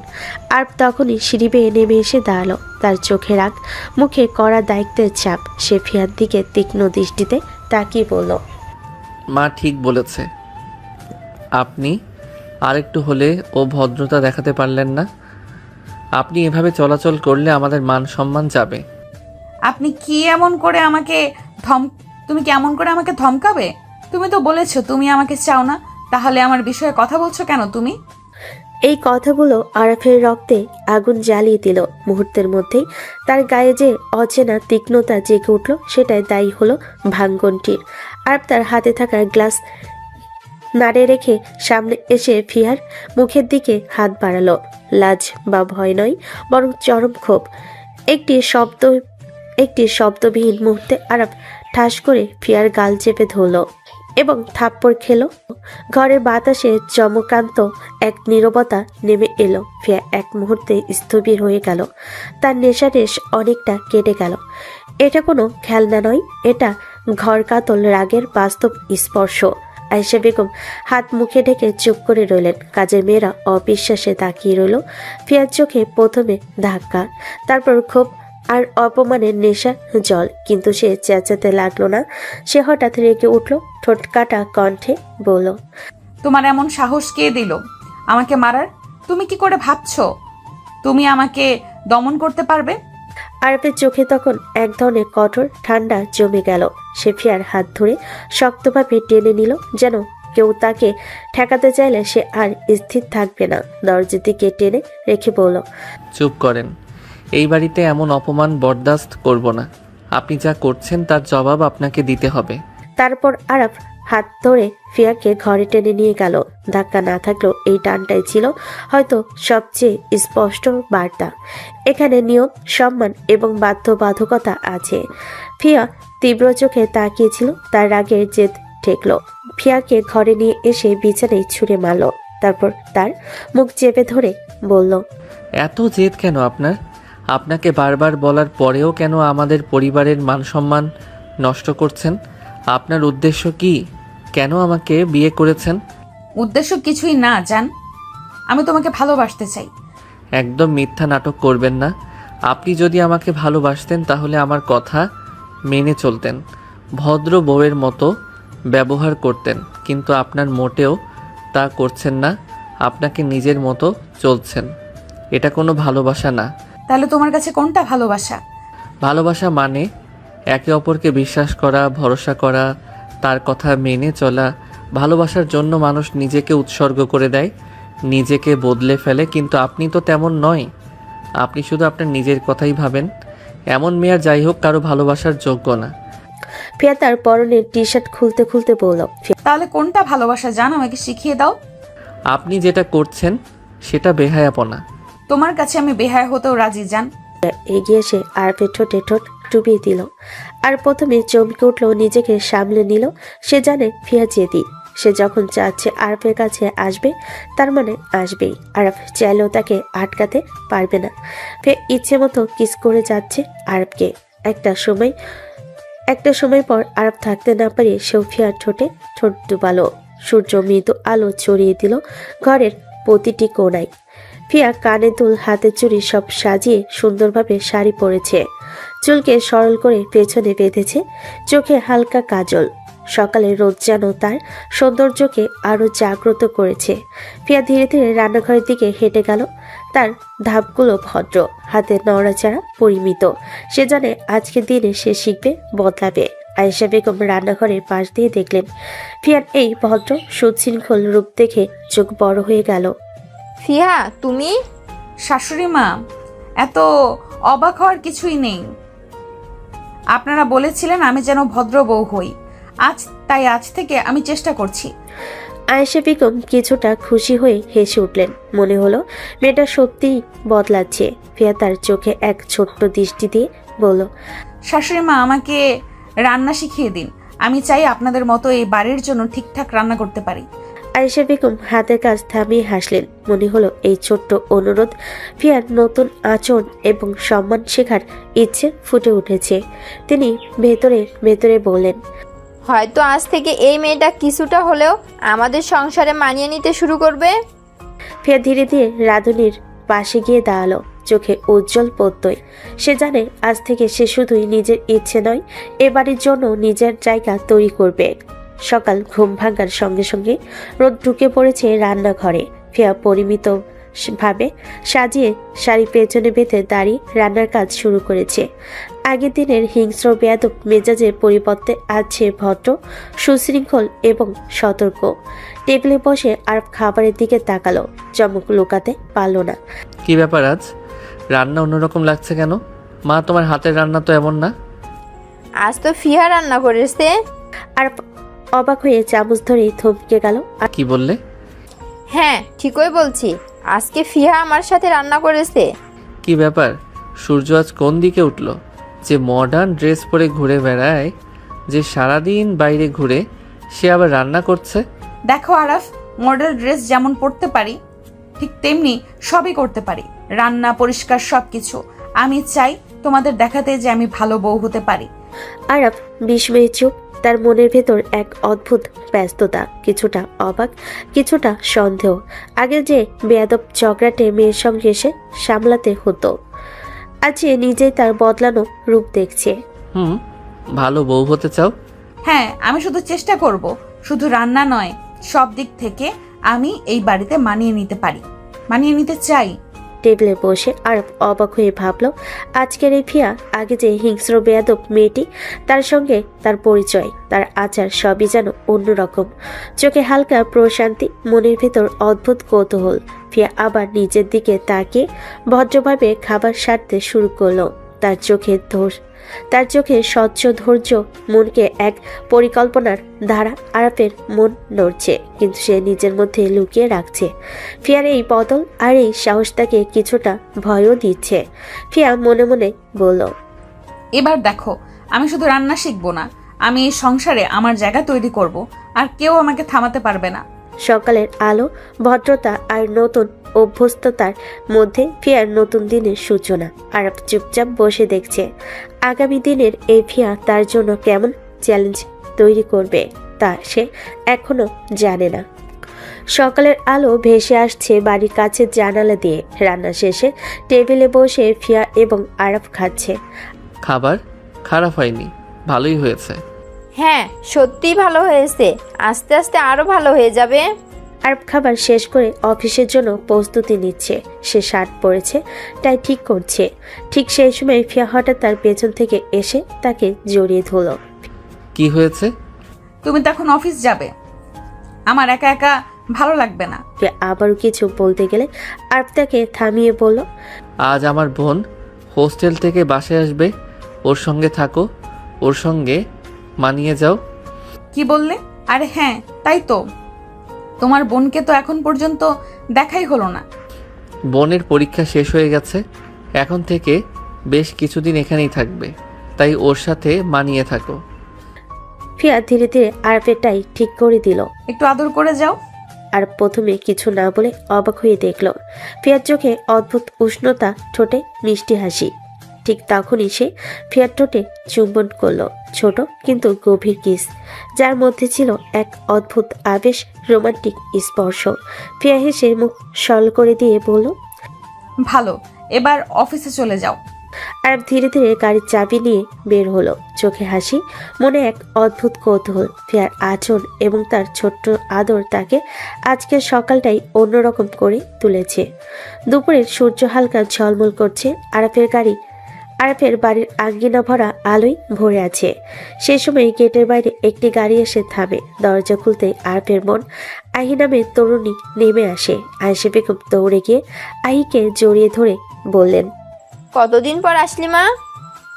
আহি হেসে মাকে আলতো চুমু দিয়ে বলে, আরে মা, কলেজের এত চাপ যে আসতেই পারছিলাম না। শুনলাম ভাইয়া নাকি বিয়ে করেছে, তো ভাবি কোথায়? ঠিক সেই মুহূর্তে ফিয়া ধীরে ধীরে নিচে নামলো। সে শাড়ি পরেছে, চুল ভালোভাবে বাঁধা, চোখে হালকা কাজল। সকালের ভদ্র আচরণে কিছুটা সতর্কতা এখনো আছে। আহি উচ্ছ্বাসিত হয়ে দৌড়ে গিয়ে ফিয়ার দিকে গেল। তুমি কি আমার ভাবি নাকি? হ্যাঁ, আমি তোমার ভাবি। বাহ, তোমাকে তো আমার অনেক পছন্দ হয়েছে। আচ্ছা, গল্প পরে করিস, আগে বোরকা খুলে ফ্রেশ হয়ে নে। আচ্ছা মা। আহি দ্রুত তার ঘরে চলে গেল, তার চোখে উচ্ছ্বাস, মুখে আনন্দের হালকা হাসি। ফিয়া এবং আয়েশা বেগম একটু হাসি বিনিময় করলো। ফিয়া চুপচাপ দাঁড়িয়ে ছিল। আহির উচ্ছ্বাস তাকে কিছুটা খুশি করলো। মনে হলো সে এখন নতুন সম্পর্কের প্রথম ধাপ স্পর্শ করেছে। ভদ্রতা, পরিচয় এবং পরিবারে নিজের জায়গা তৈরি করার আরফের বোন আহি তার সঙ্গে পরিচয় পেতে পেরে একরকম আনন্দিত। আহি ফ্রেশ হয়ে আসে, মুখে হালকা পাউডার, চুল সুন্দরভাবে বাঁধা, চোখে উজ্জ্বলতা। সে ধীরে ধীরে লিভিং রুমে এসে কফির টেবিলে বসলো। ফিয়াও পাশে বসে, হাতে কফির কাপ, চোখে হালকা রহস্যময়তা। ভাবি, তুমি নাকি ভাইয়াকে জোর করে বিয়ে করেছো? ফিয়া হালকা হাসি দিয়ে রহস্যময় কণ্ঠে বলল, আহি, তোমার ভাইয়ের সাথে আমার গভীর সম্পর্ক, বিয়ে না করে কি করে থাকি বলো? আহি অবাক হয়ে তাকালো। মুখে কিছু বলার আগে ভাবলো হয়তো ফিয়ার কথার মধ্যে কোনো কিছু আছে। সে ধীরে ধীরে জিজ্ঞেস করলো, শুনলাম তোমার সঙ্গে ভাইয়ার কোনো রিলেশন ছিল না, তাহলে সম্পর্ক কিভাবে হলো? ফিয়া চোখে রহস্যের জলজলানি করে ধীরে ধীরে বলল, ভালোবাসার সম্পর্ক ছাড়াও তো কত ধরনের সম্পর্ক থাকে আহি। তোমার ভাইয়ের সাথে আমার তেমনই একটি সম্পর্ক, যাকে বলে আত্মার সম্পর্ক। আমি চাইলেও তো তোমার ভাইকে ছাড়তে পারছিলাম না। ফিয়ার চোখে অদ্ভুত জলজল রহস্য ফুটে উঠল। আহি কিছুই বুঝতে পারল না। সে চুপচাপ বসে রইল, শুধু ফিয়ার দিকে তাকিয়ে। আহি ভাবলো, ভাবি, তোমার সঙ্গে ভাইয়ের সম্পর্ক সত্যিই রহস্যময়। ফিয়ার হালকা হাসি, চোখের জলজলানি, তার মুখের রহস্যময়তা সব মিলে আহিকে কিছুটা কৌতূহল ও সম্মোহিত করে দিল। সে বুঝতে পারল ভাবি শুধু স্বাভাবিকভাবে হাসি খেলে না, তার ভেতরে অজানা রহস্য আর গভীর ভাবনা লুকিয়ে আছে। দুপুরে কফির কাপগুলো ধীরে ধীরে ফুরিয়ে আসছিল। সবাই আরাম করে বসে আড্ডা মারছিল, মুখে হাসি, কথাই হালকা মজা। আলো গরম, বাতাস নীরব। ঘরের কোণে যেন কোনো অচেনা চাপ বেঁধে আছে। আহি কফির কাপ হাতে কৌতূহল নিয়ে ফিয়ার দিকে তাকালো। আচ্ছা ভাবি, তোমার পরিবারের লোকের কথা তো জানাই হলো না। তোমার পরিবারে কে কে আছে? ফিয়া চেয়ার থেকে একটু সরে বসে, মুখে এক ক্ষুদ্র দুঃখ মিশ্র, তার চোখে নীরবতা, পশ্চাতে কিছু স্মৃতি জলজল করে উঠল। আমার বাবা মা আছে, আর আমরা 2 বোন ছিলাম। ছিলাম বলছো কেন? তোমার বোন এখন নেই কি? কোথায় গেছে? ফিয়ার চাহনি কঠিন হলো। কফির কাপটা এক পলকে ঠেলে রেখে সে ধীরে ধীরে বলল, কণ্ঠে এমন এক অদ্ভুত চিলচিলে ভাব যে কথাগুলো লড়াই করে বেরোচ্ছে। নেই, ও আর নেই। আহি বিস্ময়ে উঠে বসলো, চোখ দুই কুয়াশা লেগে গেল। কিভাবে কি হলো বলো তো ভাবি?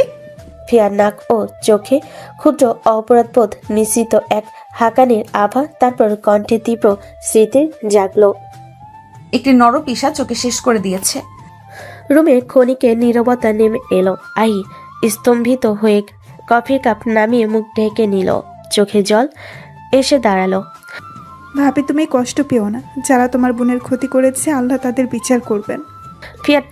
ফিয়ার চোখে তখন আগুন জ্বলে ওঠে, এক অদ্ভুত কাঁচা রাগ। বদলা সিনেমার নয়, বরং গভীর ক্ষতির এক অধ্যায় শপথ।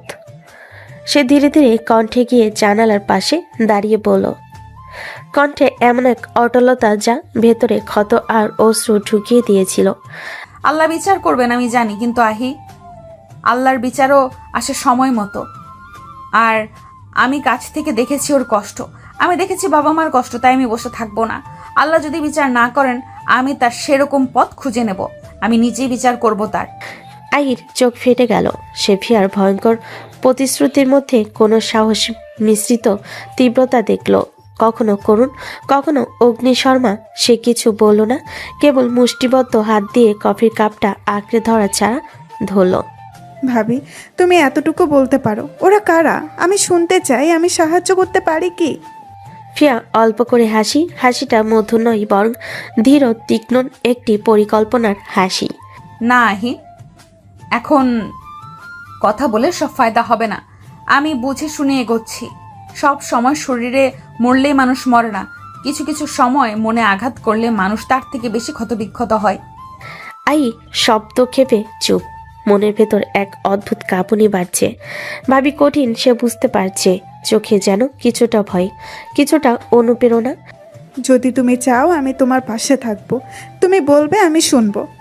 ফেয়ার চলে এক মুহূর্তে শান্তি আসে। কঠোরতায় ভরা সঙ্গত কোনো স্নেহের রেখা তার আশ্রয় হিসেবে আইর পছন্দটা তাকে শক্তি দিল। সে কফির কাপ ফিরে নিয়ে বসে মৃদু চেয়ারটা টানল। ওদের নাম বলবো না, এখনই নয়। প্রথমে আমাকে সময় দাও, আমি যা করব সেটা আমি নিজেরাই তৈরি করব। কেউ যদি আমার পথে দাঁড়ায় তাহলে সে ছাড় পাবে না। আর অফিস থেকে বেরিয়ে আসলো। শহরের রোড ধরে গাড়ি চালাতে চালাতে তার মনে বারবার ফিয়ার কথাগুলো বাজছে। কেমন করে সে ধীরে ধীরে বদলাচ্ছে, কেমন করে তার চোখে আগের রাগ আর বেখাপা রহস্যের মধ্যে নতুন কোমলতা ভেসে উঠছে। রাস্তায় হঠাৎ একটা ফ্লাওয়ার শপ চোখে পড়ল আর গাড়ি থামিয়ে ভেতরে ঢুকলো। সে ফ্রেশ গোলাপের তোড়া বেছে নিল, লাল গোলাপ হালকা গন্ধে ভরা। প্রতিটা পাপড়ি যেন তার ভাবনাকে বলে দিচ্ছিল। ফুলগুলো হাতে নিয়ে আরাফ বাড়ি থেকে রওনা দিল। ফিয়া তখন হালকা ক্লান্ত, আরাম করতে বসেছিল। দরজা খোলার সঙ্গে সঙ্গে আরাফের হাতে ফুল দেখে চোখ বড় হয়ে গেল। কি ব্যাপার, আজ কেন এত রোমান্টিক? তুমি যখন নিজেকে বদলাচ্ছ তাহলে আমারও উচিত তোমাকে ধীরে ধীরে মেনে নেওয়া। আমি চেষ্টা করছি ফিহা, আমি সেই চেষ্টা করছি। ফিয়া হালকা চোখ গোল করলো, মিষ্টি এক দুষ্টুমি ঝাপটে ধরে বলল, চেষ্টা? আর চেষ্টা করেছে শুনে তো ভালোই লাগছে। আর ভেসে কপালে হালকা চুমু দিল, তারপর চোখে চোখ রেখে বলল, তুমি জানো না, তোমার এই দুষ্টু মিষ্টি দৃষ্টি আমার পুরো দিনটাই আলোয় ভরিয়ে দিচ্ছে। ফিয়া হেসে নরম হয়ে গেল। সে আরাফের পাশে হালকা চেপে বসলো, হাতের তাল মিলিয়ে নিয়ে বলল, আচ্ছা এবার দেখি তুমি কত ধৈর্য ধরো। আমি তো আমার রোমান্টিক আচরণ কখনোই বন্ধ করব না। আরাফ হালকা হাসি দিয়ে ফিয়ার হাত ধরে বসে রইল। দুজনে চোখে মুখে সেই মিষ্টি মিলন, রোমান্টিক হাসি আর হালকা অপ্রকাশিত আবেগ ভেসে উঠল। ফুলের গন্ধ, ঘরের আলো আর দুজনের নীরবতা সব মিলিয়ে এক নতুন অধ্যায়ের সূচনা। রাতের আলো ঘরের কোণে নরম ছায়া ফেলে ফিয়া তার ঘরে ঢুকলো। দরজা হালকা বন্ধ করে সে ধীরে ধীরে শাড়ি খুলে ফেলে আর একটি সুন্দর কোমল নাইটি পরল। কাপড়টা হালকা ও নরম রঙে তার গায়ের সৌন্দর্য আরো জ্বলে উঠল। আর হঠাৎ ফিয়াকে দেখে স্তম্ভিত হয়ে রইল, চোখ বড় হয়ে গেল, মনটা যেন হারিয়ে গেল। ফিহা, তুমি সত্যিই খুব সুন্দরী। ফিয়া হালকা হাসি দিয়ে চোখের চাউনি খেলে বলল, এত সুন্দর হয়ে লাভ কি? আমার বর তো আমাকে আদরই করে না। আর ভেসে ধীরে ধীরে ফিয়ার দিকে এগিয়ে এলো। আজ আমি তোমাকে খুব আদর করব ফিহা। এই আদর তুমি কখনো ভুলতে পারবে না। কথার সঙ্গে সঙ্গে আরব ধীরে ধীরে ফিয়ার গলার কাছে গিয়ে মুখ ডুবিয়ে কিস করলো। ফিয়া হালকা স্পন্দিত হলো, বুকের ভেতরটা যেন গরম হয়ে উঠল। আরব তখন ফিয়াকে কোলে নিয়ে বিছানায় বসলো।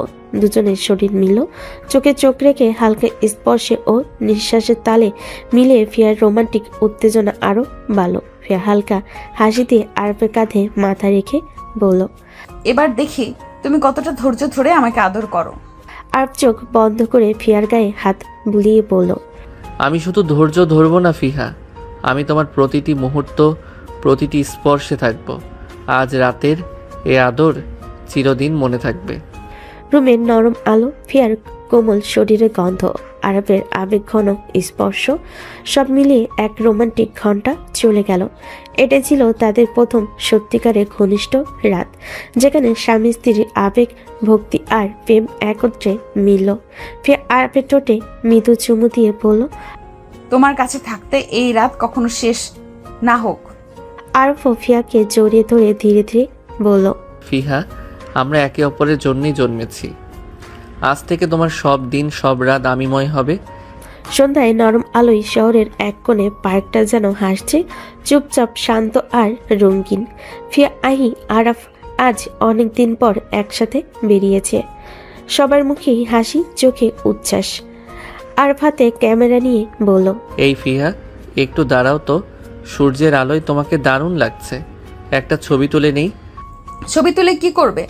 পরের বার দেখবো প্রোফাইলে রেখে দিয়েছো মাই অ্যাংরি ওয়াইফ টার্নড কিউট লিখে। ওটা কিন্তু খারাপ আইডিয়া না। তোমরা 1 মিনিট ঝগড়া না করলে শান্তি পাও না, তাই না? তিনজনই হেসে উঠল। তারপর ওরা পার্কের ভেতর হাঁটতে লাগলো। সবুজ ঘাসের গন্ধ, হালকা বাতাসে চুল উঠছে। ফিয়া হঠাৎ বলল, আমি ফুচকা খাবো, অনেকদিন খাইনি। আজ তোমার যেটা ইচ্ছে সেটাই হবে ম্যাডাম ফিহা চৌধুরী। বাহ, আজ তো ভাইয়া একদম ভদ্র হয়ে গেছে, যা বলা হচ্ছে সব শুনছে। ওরা তিনজন ফুচকার দোকানে গেল। ফুচকাওয়ালা কাচের ভেতর থেকে মচমচে ফুচকা তুলছে, ঝাল মিষ্টি পানি ঢালছে। ফিয়া মুখে একটা ফুচকা নিয়ে বলল, আহা, এটা খাওয়ার সময় মনে হয় সব রাগ, দুঃখ, চিন্তা উধাও হয়ে যায়। আরব তাকিয়ে রইল ওর দিকে, চোখে নরম হাসি। তোমার হাসিটা দেখেই তো আমার সব চিন্তা উধাও হয়ে যায়। ওফ, আজকে ভাইয়ার ডায়লগ লেভেল অনেক বেশি। বুঝছি, আজ আমার স্বামী খুব ভালো মুডে আছে। তিনজন মিলে মজা করতে করতে পার্কের বেঞ্চে বসে আইসক্রিম খেলো, হাসলো, ছবি তুললো। সূর্য ঢলে পড়ছে, বাতাসে হালকা ঠান্ডা ভাব। আরব চুপচাপ ফিয়ার হাতটা ধরল। ফিয়া কিছু না বলে তার দিকে তাকিয়ে মুচকি হেসে বলল, জানো, আজকের দিনটা একদম গল্পের মতো লাগছে।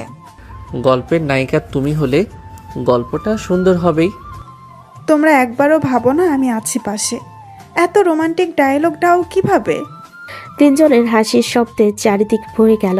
একটা স্বস্তির বিকেল, যেখানে রাগ নেই, অভিমান নেই, শুধু মিষ্টি হাসি, ভালোবাসা আর অগাধ শান্তি।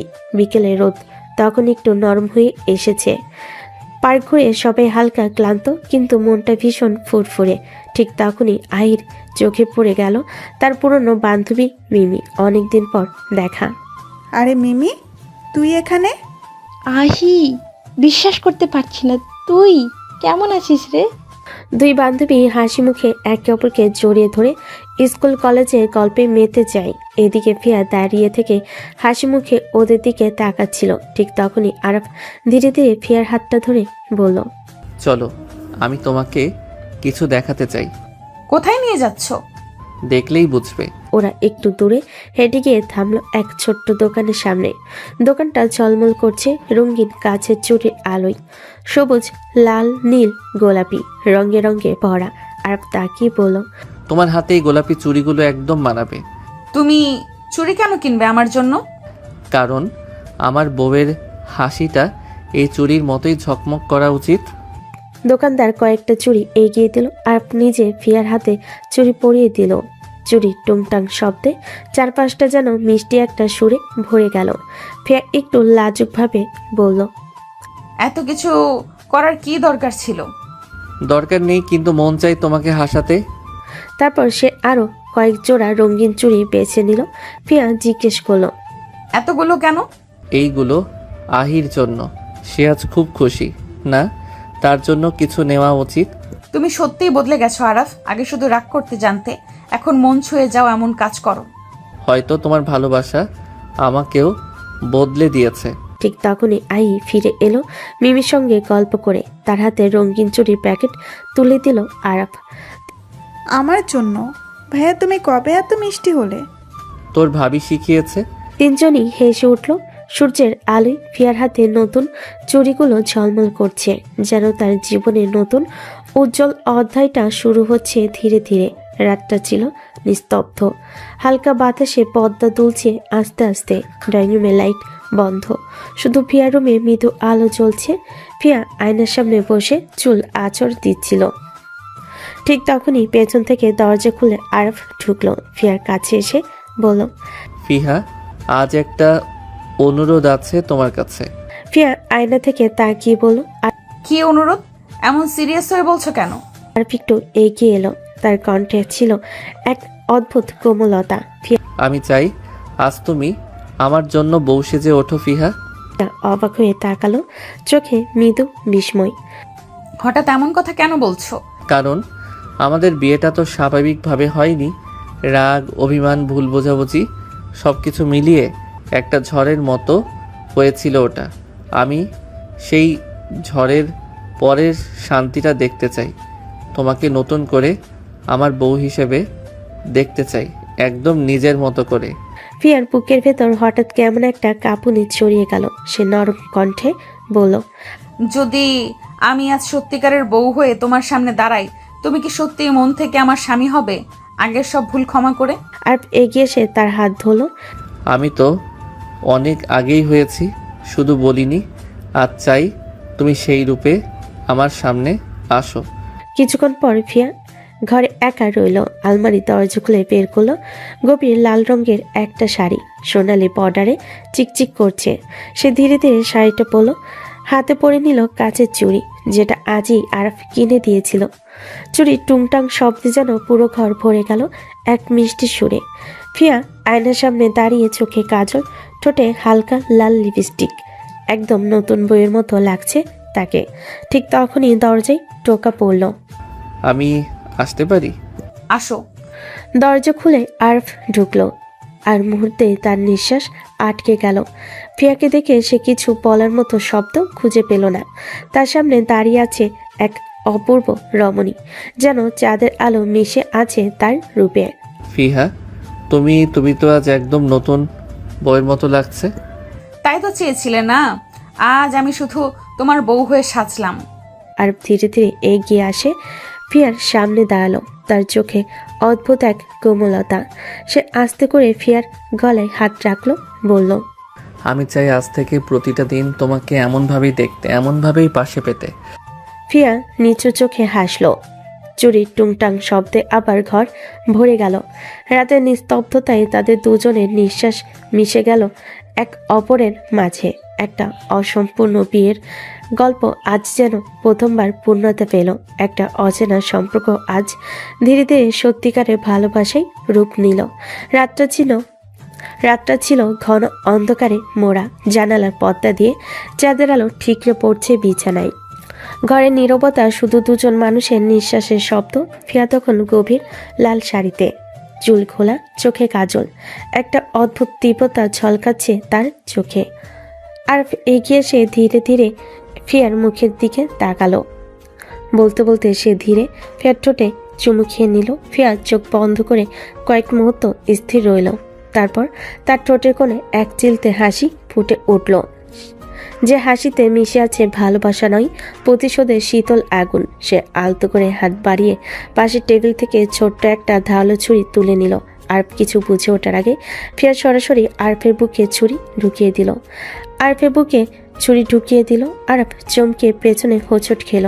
তার চোখে এক নিস্তব্ধ বিস্ময় ছড়িয়ে পড়ল। রক্তে ভিজে গেল তার শার্ট।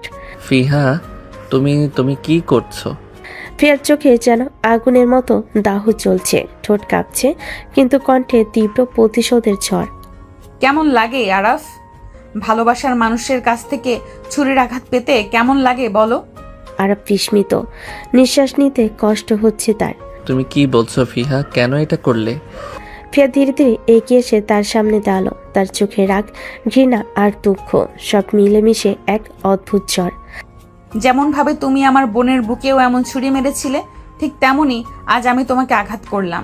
কি বললে তুমি? তোমার বোন? কে সে? রিহা, আমার বোন রিহা, যার সঙ্গে তুমি ভালোবাসার নাটক করে মিথ্যা আশ্বাস দিয়ে শেষ পর্যন্ত তাকে মৃত্যুর মুখে ঠেলে দিয়েছিলে। আরব চমকে গেল, মুখ ফ্যাকাশে হয়ে গেল। কি বলছো তুমি? রিহা? রিহা তোমার বোন? হ্যাঁ, সেই রিহা যার হাসি এখন মাটির নিচে ঘুমিয়ে আছে, যে তোমার জন্য নিজেকে শেষ করে দিয়েছিল, কারণ সে ভেবেছিল তুমি তাকে বিয়ে করবে, তুমি তার সব কিছু। আর আজ তুমি আমার স্বামী। বুঝতে পারছো কত বড় কষ্ট এটা? ফিহা, আমি শপথ করে বলছি আমি রিহার মৃত্যুর সঙ্গে জড়িত নই। আমি তাকে ভালোবাসতাম না, কিন্তু কখনো ক্ষতি করিনি। সে ভুল বুঝেছিল আমাকে। তুমি প্রতারণা করেছিলে, আর আজ আমি তার প্রতিশোধ নিয়েছি। আর টলতে টলতে মাটিতে বসে পড়ল। তার চোখে রক্ত মিশ্রিত জল জমে উঠেছে। তুমি ভুল বুঝেছো ফিহা। আমি তোমার বোনকে বাঁচানোর চেষ্টা করেছিলাম, সে নিজেই। কথাটা শেষ করার আগে তার শরীর নিস্তব্ধ হয়ে গেল, চুইটা রক্তে ভিজে মাটিতে পড়ে গেল। ফিয়া স্থির দাঁড়িয়ে রইল, যেন নিজের ভেতরে জমে গেছে। তার বুকের ভেতর কষ্টের ঢেউ আশ্রে পড়ছে। ফিয়া ভাবল, আমি ভুল করলাম নাকি সঠিক? আমি তোকে প্রতিশোধ দিলাম, কিন্তু কেন মনে হচ্ছে আমি নিজেরই এক অংশকে মেনে ফেললাম?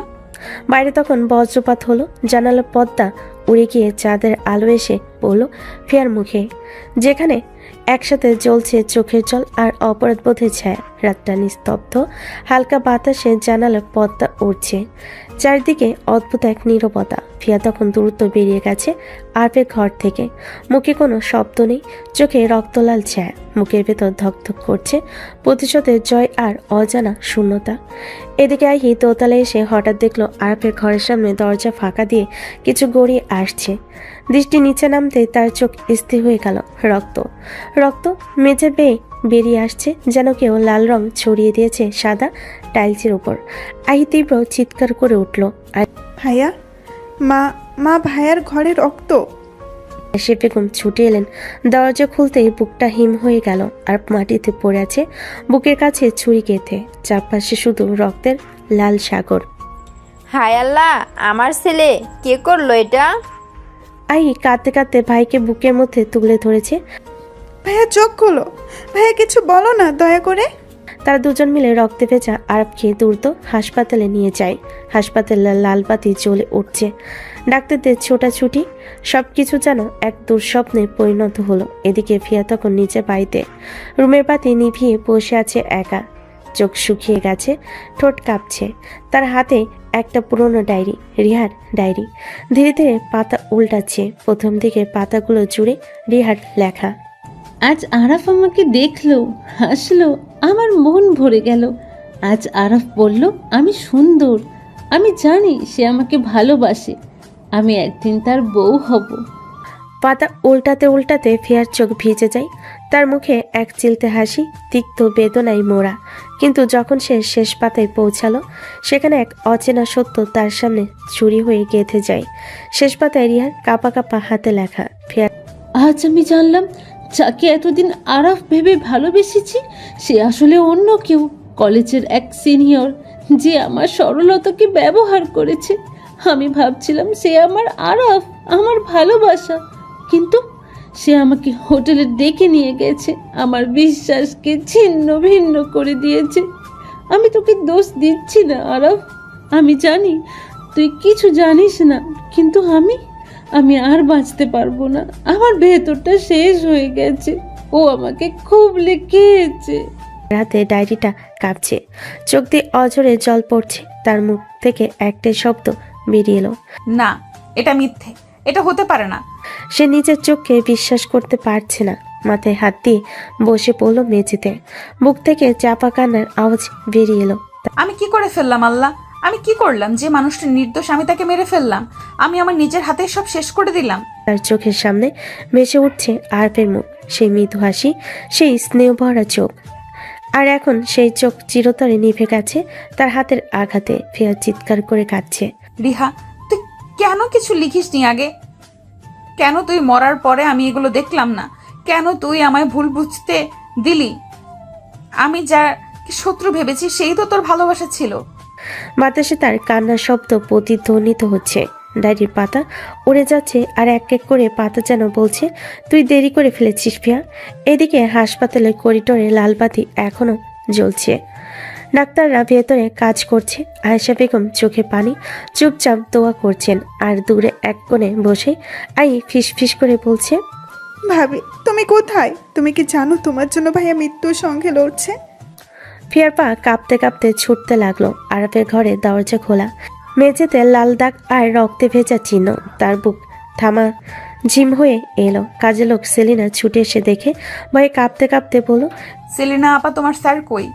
ম্যাডাম, স্যারকে হাসপাতালে নিয়ে গেছে লোকজন। ফিয়া কানে এক শোনার শব্দ পাননি। হাসপাতালের নাম জানতে চাইতেই মনে হলো পৃথিবীটা খুলে যাচ্ছে। সে ঝট করে গাড়ি নিয়ে হাসপাতালের পথে ছুটে গেল। রাস্তা যেন ধীরে ধীরে বারবার কাঁপছিল তার পায়ের তলায়। মনের ভেতর একটাই গান, রেহার অউজ্জ্বল মুখ, ডায়েরির শেষ পাতায় আর সেই ছুরি।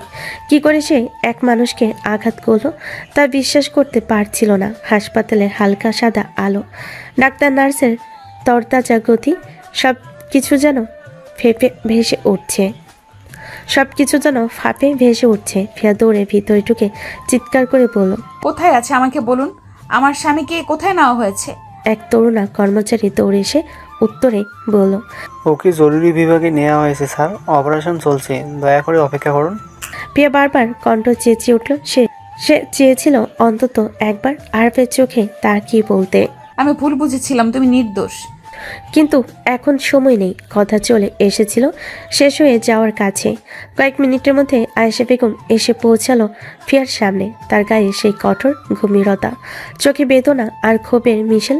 ফিয়া জানলো এই মুহূর্তে আর যোগ্য কানো ভাষা নেই যা এই মহিলার রাগ দমন করতে পারে। আয়েশা বেগম ফিয়ার দিকে তীক্ষ্ণ আহ্বানী দৃষ্টিতে তাকিয়ে বলেন, তুমি এটা করছো তাই তো? আমার ছেলের জীবন নষ্ট করার জন্য এখানে এসেছিলে? তুমি যে কোনো ভদ্র না, তুমি আমাদের ঘরের কালসাপ। যাও, এখনই চলে যাও এখান থেকে। আমি তোমাকে আমার ছেলের কাছাকাছি থাকতে দেব না। ফিয়ার চোখে ছেঁড়া চিহ্ন। তার মনের ভিতর থেকে একটি দীর্ঘ আত্মনাদ ছুটে এলো। সে ছুটে গিয়ে আয়েশা বেগমের পা জড়িয়ে ধরে ঝাঁপিয়ে পড়ল। কণ্ঠ কেঁপে বলে, মা, মারেন না, আমার ভুল হয়ে গেছে। আমি ভুল বুঝে এমন একটা কাজ করে ফেলেছি, আমাকে ক্ষমা করে দিন। আমি সামলে নেব। আমি ক্ষমা চাইছি। আয়েশা বেগমের চোখে মুহূর্তে তীব্র ভ্রুকুটি উঠল। তিনি এক পা পিছিয়ে এসে যেন শক্তভাবে নিজের মর্যাদা আর বঞ্চিত আবেগকে নিয়ন্ত্রিত করলেন। কণ্ঠে বরফের মতো কড়া সুরে বললেন, কি ক্ষমা চাও তুমি? যে নারী নিজের স্বামীর বুকে ছুরি চালায়, এমন কালসাপকে আমি আমার সংসারে ঠাঁই দেব না। ফিয়ার হাত বুকের উপর নিয়ে কেঁপে কেঁপে সে বলল, মা শুনুন, আমি বুঝতে পারছি না কি করলাম। আমি বিচলিত ছিলাম, রাগে অন্ধ ছিলাম। রিহার সে ডায়েরি পড়ে আমি পাগল হয়ে পড়েছি। আমি মাফ চাই। আপনি আমাকে কঠোর শাস্তি দিন, কিন্তু দয়া করে আপনার ছেলেকে বাঁচান। আয়েশা বেগমের গলার চিৎকার জুড়ে উঠল। তার কণ্ঠে ছিল শাসনের মতো কঠোরতা, কিন্তু ভিতরে ছুঁয়ে থাকা মাতৃত্ব ব্যথাও ছিল। শাস্তি? কি শাস্তি? তুমি আমাদের ছেলেকে এভাবে কষ্ট দেবে আর আমি শুধু তোমাকে ক্ষমা করে দেব? এই ধরনের নারী আমার সংসারে রাখার মতো নয়। এজন্যই তোমাকে জানিয়ে দিচ্ছি, চলে যাও এখান থেকে। আর যদি আবারও আমার ছেলের সামনে দেখি তোমাকে, সেটা মোটেও ভালো হবে না। কিন্তু ফিয়া আরো জোরে হাত চেপে ধরে বলল, মা, আমি একটা ভুল করেছি, আমি লজ্জিত, কিন্তু সত্যিটা খুঁজে বের করছি। রিহা যা লিখেছে, সে বলেছে যে তাকে ধর্ষণ করেছে, আর সে বলেছে যে তিনি আরাফ, কিন্তু রিহা ভুল করেছিল। আমি এখন বুঝেছি যে যেই ছাত্র তাকে মিথ্যে আরাফ বলে ডেকেছে সে আসলে অন্য কেউ ছিল। আপনি দয়া করে সত্যিটা বুঝুন। আয়েশা বেগম এক মুহূর্ত থমকে গেলেন। তার গলার কণ্ঠে যে দম আছে, সেই কণ্ঠে হালকা কাঁপুনি লাগলো। তার চোখে ক্ষোভ আর মায়া একসাথে ঘুরে বেড়ালো। কিন্তু প্রথাগত মর্যাদা আর পরিবারের সম্ভ্রমের কথা তার রাগকে আরো অনুভাবে রূপ দেয়। তিনি কঠোর কণ্ঠে বলেন, এরপর সত্য প্রমাণ করো। ধরা পড়লে তুমি মাপ পাবে, আর না হলে এই বাড়ি তোমার জন্য বন্ধ। ফিয়া কাঁদতে কাঁদতে মাথা নত করলো। তার প্রতিটি নিঃশ্বাস যেন দোষের ভার বহন করে। সে উঠে হুমকি শুনে হাসপাতালে ছুটে গেল। দরজার দিকে এগোতেই মনে হলো কোথাও ভিতর থেকে কিছু ভেঙে পড়ছে। তার প্রতিশোধের তিক্ততা এখন এক অচেনা অনুতাপের সুরে রূপ নিল। হাসপাতালে এদিকে ডাক্তাররা বলেন আরবকে জরুরি অপারেশনে নেওয়া হয়েছে। রক্তচাপ অস্বাভাবিক, কিন্তু এখনও আশার কণিকা আছে। আপাতত তাকে আইসিইউতে রাখা হবে। Family member only one person allowed. Ayesha Begum স্তব্ধ হয়ে কেঁপে কাঁপতে লাগলেন। তার মুখে মিশে গেল স্মরণ অনুনয়। ফিয়া তখন কাঁপা কণ্ঠে বলল, ফিয়া আমি যাব, আরাফের কাছে দাঁড়াবো, সত্যি বের করব। আমি রিহার সব কাগজ, সকলের সঙ্গে কথা বলবো। আমি দেখাবো সত্যিটা কি। তার হাতে ডায়েরি, হাত কাঁপছে। রিহার কলমের আখড়াগুলো এখনো তার চোখে মারাত্মকভাবে নোনতা। ফোন রাখার সময় নেই, সে সরাসরি থানার দিকে ছুটে গেল। থানার কক্ষের আলো সাদা, দেওয়ালে ফাঁকা তালিকা। রাউন্ডের আড্ডায় বসে থাকা সিট থেকে উঠে এসে পুলিশ ইন্সপেক্টর যুবকের কাছে খুঁটিনাটি শুনছে। ফিয়া মাথা নিচু করে ডায়েরিটি বারবার খুলে দেখালো। পাতায় পাতায় রিহার বর্ণনা, হোটেলের নাম, ফোন নম্বর, দিনের টাইমিং, সবই অক্ষরে অক্ষরে। এটা দেখুন স্যার, রিহা নিজে লিখেছে। ওর হাতের কাগজে ওই ঘটনার সব বর্ণনা আছে, হোটেলের রেপিসটা, ফোন নাম্বার আর ওই ছেলেটার নাম। আমি সবটাই পেয়েছি। পুলিশ ধীরে ধীরে নোট নিচ্ছে। ইন্সপেক্টর খাতা খুলে বলেন, তুমি সব কাগজগুলো আমাদের কাছে দিলে আমরা দেখব, তারপর প্রয়োজনীয় কার্যক্রম নেব। হ্যাঁ, সবই। আমি আর দেরি করব না। ওকে আমি চাই আইনের চোখে দৃষ্টান্তমূলক শাস্তি হোক। পুলিশ প্রাথমিক তদন্ত শুরু করলো। হোটেলের সিসিটিভি ফেরত চাওয়া হলো, রিসিপ্ট যাচাই করা হলো, টাওয়ার লোকেশন ও ফোন কল রেকর্ড মিলিয়ে দেখা হলো। সব মিলিয়ে অভিযোগের সঙ্গে মিল পেয়ে তারা দ্রুত অস্ত্রোপচারের মতো কার্যক্রমে নামলো। কয়েক ঘন্টার মধ্যেই সেই ছেলেটাকে গ্রেপ্তার করা হলো। মুখে অন্ধকার, কাঁধে অপরাধের ভার। থানায় আনা হলো। সে প্রথমে কিছুই বলল না, কিন্তু পুলিশ কড়াকড়ি জিজ্ঞাসাবাদ ও দস্তাবেজের সামনে তার গলা শুকিয়ে যেতে লাগলো। শেষে একটানা প্রশ্ন উত্তরে সব শেষে সে ভেঙে পড়ল, সব খুলে মুখে সব কিছু উজাড় করে দিল। আমি জানতাম রিহা আরাফকে ভালোবেসেছিল। আমি ওর ভালোবাসার ভবানীকে ব্যবহার করেছি। আমি আরাফের পরিচয় নকল করে ওর সঙ্গে কথা বলেছি। আমি বলেছি আমি আরাফ। রিয়াকে হোটেলে ডেকে নিয়ে গিয়ে আমি ওকে ধর্ষণ করেছি। আমি এটা করলাম কেবল আমার নিকৃষ্ট ইচ্ছাই ছিল। ইন্সপেক্টরের চোখ কড়া হয়ে গেল। তিনি দ্রুত মুদ্রিত কাগজে সব রেকর্ড করলেন। গ্রেপ্তারের নথি, অভিযুক্তের স্বীকারোক্তি, সিসিটিভি ফুটেজ ও ফোন রেকর্ডের কপি সংযুক্ত হলো। ফিয়া পৌঁছে এসে তাকে সরাসরি দেখল। ওর মুখে কোনো অনুশোচনার ছাপ নেই, বরং ভয়ের একটা অনাদরী ভাঁজ। ফিয়ার ভেতর কিছু ভেঙে পড়ল। রিহার স্মৃতি তার কণ্ঠে গলা কেঁপে উঠল। সে আর চাপা থাকতে পারল না। আগে সব কষ্টের বদলে আজ যেন থেমে না থাকা ক্ষোভ জেগে উঠল। সে ধীরে ধীরে এগিয়ে গিয়ে সেই ছেলেটার সামনে দাঁড়ালো। ছেলেটা চুপচাপ মুখ নামিয়ে দিল। তুমি কি সাহস করে এটা করেছো? আমার বোনকে তার নির্দোষ মুখোটে, তার বিশ্বাসে তুমি কিভাবে? ছেলেটার গলা কম্পয়মান, আর সে লুকাতে পারল না। তাকে পুলিশের সামনে দাঁড় করিয়ে ইন্সপেক্টর সংরক্ষিত প্রশ্ন করলে সে আবারও সব স্বীকার করে নিল। ফিয়ার মন তখন অতৃপ্ত, কান্না আর রাগের মিশেলে অবচেতন কণ্ঠে বলল, তুমি রিহাকে কষ্ট দিলে, ওর জীবন শেষ করলে। আজ আমি তোমার বিচার চাই। তারপর এক মুহূর্তে সে ছেলেটার গাল চাপড়ে 4টে থাপ্পড় দিল। একটি গলচ্ছিন্ন, এমনটি যেন রিহার বেদনাকে একটা হলো প্রতিফলিত করলো। সুযোগটা শেষ করে ফিয়া পুলিশের দিকে ফিরে তাকালো। ওকে নিয়ে যান, আইনের কঠোর শাস্তি দিন। আমি চাই ওকে কঠোর শাস্তি দিন। কেউ যাতে আর কোনো নির্দোষ মেয়েকে এমন প্রতারণা স্বীকার করতে না পারে। আমরা প্রমাণের ভিত্তিতে মামলা নিব এবং দ্রুতই আদালতে তার বিরুদ্ধে অভিযোগপত্র দাখিল করব। তাকে বিচারের জন্য প্রেরণ করা হবে। পুলিশ বাঁধাকপি মন নিয়ে সেই ছেলেটার কুঁচকে পড়া চোখের দিকে আর একবার তাকিয়ে নিয়ে গেল। হাতে নদী, সাক্ষীর বিবরণ, সিসিটিভি ফুটেজ, সবই সজ্জিত। ফিয়া একটু দাঁড়িয়ে থেকে চুপচাপ ডায়েরিটা ধরে কেঁপে উঠল। রিয়ার কাগজ আজ তার হাতে নাই, খুঁজে পেয়েছে। ন্যায় পেতেই সে এসেছে। আজ সে নিজের কণ্ঠ থেকে আইনকে ডাক দিয়েছে। ফিয়া ধীরে ধীরে থামল, মাথা নত করে বলল, আমি চাই শুধু একটাই, রিহার জন্য ন্যায্য ন্যায়, আর যেন কোনো মেয়ে সেই কষ্ট না লাগে। পুলিশের কণ্ঠে সতর্ক প্রতিজ্ঞা শুনে ফিয়া কাপা কণ্ঠে ধন্যবাদ জানালো। তার চোখে সমান মিশেছিল শোক আর প্রশান্তির ক্ষুদ্র আলো। সাদা হাসপাতালের কক্ষে হালকা ওষুধের গন্ধ, জানালা দিয়ে আসা আলোটা আরাফের মুখে পড়ছে। তার বুকের পাশে ব্যান্ডেজ, স্যালাইনের টিউব ধীরে ধীরে টিপ টিপ করে নামছে। চোখ দুটো হালকা খুলে গেল ধীরে। একটু অচেনা দৃষ্টি নিয়ে চারপাশে তাকালো সে। কিছুক্ষণ পর দুর্বল কণ্ঠে বলল, মা। আয়েশা বেগম ছেলেকে নড়তে দেখে হঠাৎ চমকে উঠলেন। তার মুখে তৃপ্তি আর কান্না একসাথে জড়িয়ে গেল। তিনি দৌড়ে গিয়ে ছেলের হাতটা ধরে বললেন, বাবা, তুই জেগে উঠেছিস? আলহামদুলিল্লাহ, আল্লাহর অশেষ রহমত যে তুই এখনো বেঁচে আছিস। পাশে দাঁড়ানো আহি চোখের পানি মুছতে মুছতে বলল, ভাইয়া, তুমি আমাদের সবাইকে ভয় পাইয়ে দিয়েছিলে। এক মুহূর্তের জন্য মনে হচ্ছিল তুমি আর চোখ খুলবে না। আর একটা হালকা হাসি দিল, চোখে একটুখানি খোঁজার ভাব। মা, ফিহা আসেনি? আয়েশা বেগমের মুখের রং মুহূর্তেই বদলে গেল, কণ্ঠ শক্ত হয়ে গেল তার। খবরদার, ওই মেয়ের নাম মুখে নিস না।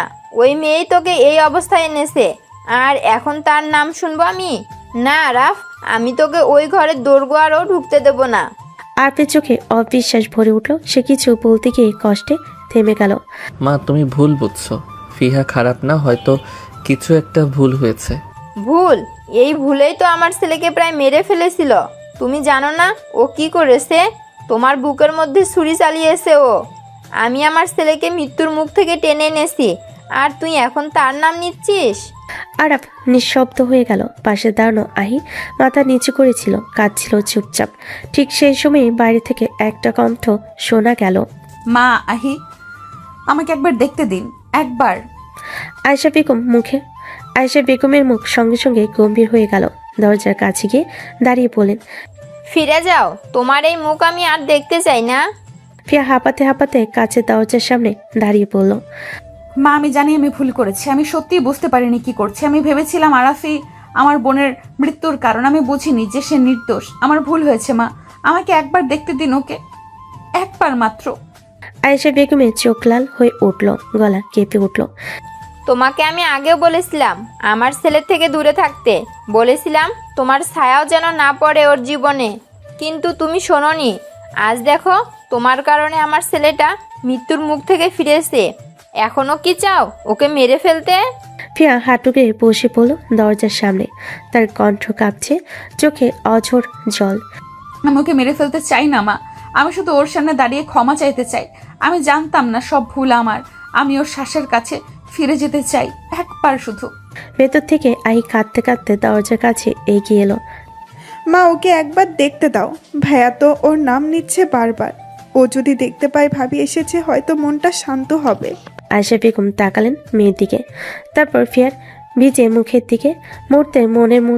মুহূর্তের জন্য মনে হলো তার বুকের ভিতর যেন কিছু নরম হয়ে গেল, কিন্তু পরক্ষণে চোখ শক্ত করে নিলেন তিনি। না, এখন না। আরাফের শরীর এখন দুর্বল, আমি আর কোনো ঝুঁকি নেব না। ফিয়া নীরবে মাথা নিচু করলো, চোখের কোণ বেয়ে অশ্রু ঝরছে। আমি বাইরে বসে থাকবো মা, যতক্ষণ না ও জেগে পুরোপুরি সুস্থ হয় আমি এখানেই থাকবো। বলে ফিয়া চুপচাপ হাসপাতালে করিডোরে এক কোণে বসে পড়ল। নিঃশব্দে রাত নেমে এলো। তার কাঁধে ভর করে অজস্র অনুতাপ। দূরে ওয়ার্ডের ভেতর আরাফের চোখ আবার ধীরে ধীরে বন্ধ হয়ে আসছে, ঠোঁট নড়ছে ক্ষীণভাবে। ফিয়া বাইরে বসে তা শুনতে না পেলেও তার বুকের ভেতরে হঠাৎ কেমন একটা অদ্ভুত টান লাগলো, যেন কেউ তাকে ডাকছে, ক্ষমা করে আবার পাশে চাইছে। হাসপাতালের কক্ষে নরম আলো জ্বলছে, স্যালাইনের ফোঁটায় ফোঁটায় শব্দে ঘরটা নিস্তব্ধতা ভাঙছে।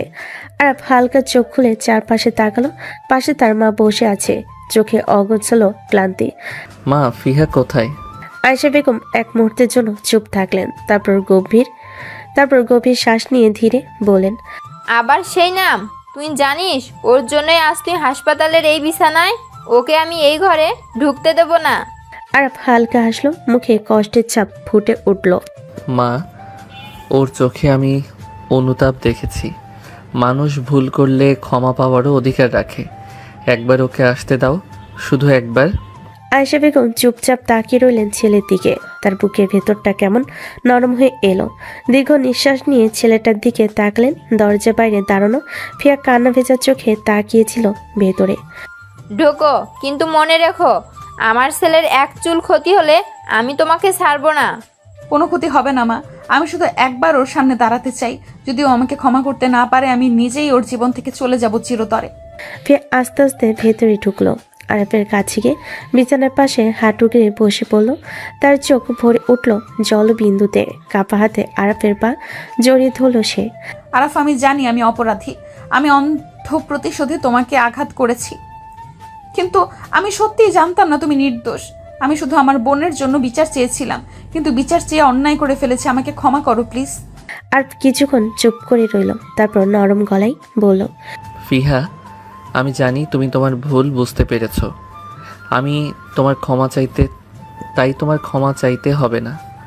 মানুষ মাত্রই ভুল করে, আর সেই ভুল যদি স্বীকার করার সাহস থাকে তাহলে তাকে দোষী বলা যায় না। ফিয়ার চোখ দিয়ে ঝরতে লাগলো টলমলে অশ্রু।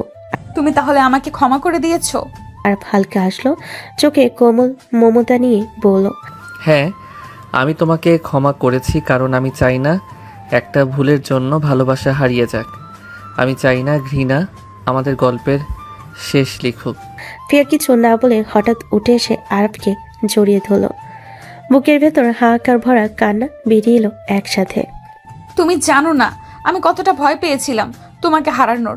আমি যদি তোমাকে হারাতাম, আমার সব শেষ হয়ে যেত। আরব কষ্টে হালকা গো গো করে বলল। ফিয়া তাড়াতাড়ি সরে এসে মুখে দুঃখ ভরা হাসি ফুটিয়ে বলল, এই যে আস্তে ধরো, ব্যথা পাচ্ছি তো। সরি, আমার খেয়াল ছিল না। আরব তার হাতটা ধরে রাখলো আলতো করে, চোখে নরম হাসি। এবার শুধু একটা কথা মনে রেখো, আমরা কেউই নিখুঁত না, কিন্তু একে অপরকে ঠিক করার ক্ষমতা আমাদের হাতেই। আমি আর কখনো তোমাকে কষ্ট দেব না। এবার শুধু ভালোবাসবো যতদিন বাঁচবো। আমি জানি আমার ফিহা এখন আগের মতো না। ওর চোখে এখন শুধু ভালোবাসা, ঘৃণা নয়। আর দুজনে হাত আলতো করে এক হয়ে গেল। হাসপাতালের ঘরটা যেন নিঃশব্দে এক মিষ্টি আলোয় ভরে উঠল। ভুল প্রতিশোধ আর কান্নার পর অবশেষে জন্ম নিল এক সত্যিকারের ক্ষমার প্রেম। তো দর্শকরা, আজ বিদায়ের সময় আপনাদের লাইক সাবস্ক্রাইব কিছুই করতে বলবো না। ইচ্ছে থাকলে সবাই এমনিতেই করবেন। তো সবাই ভালো থাকবেন, সুস্থ থাকবেন। আল্লাহ হাফেজ। সমাপ্ত।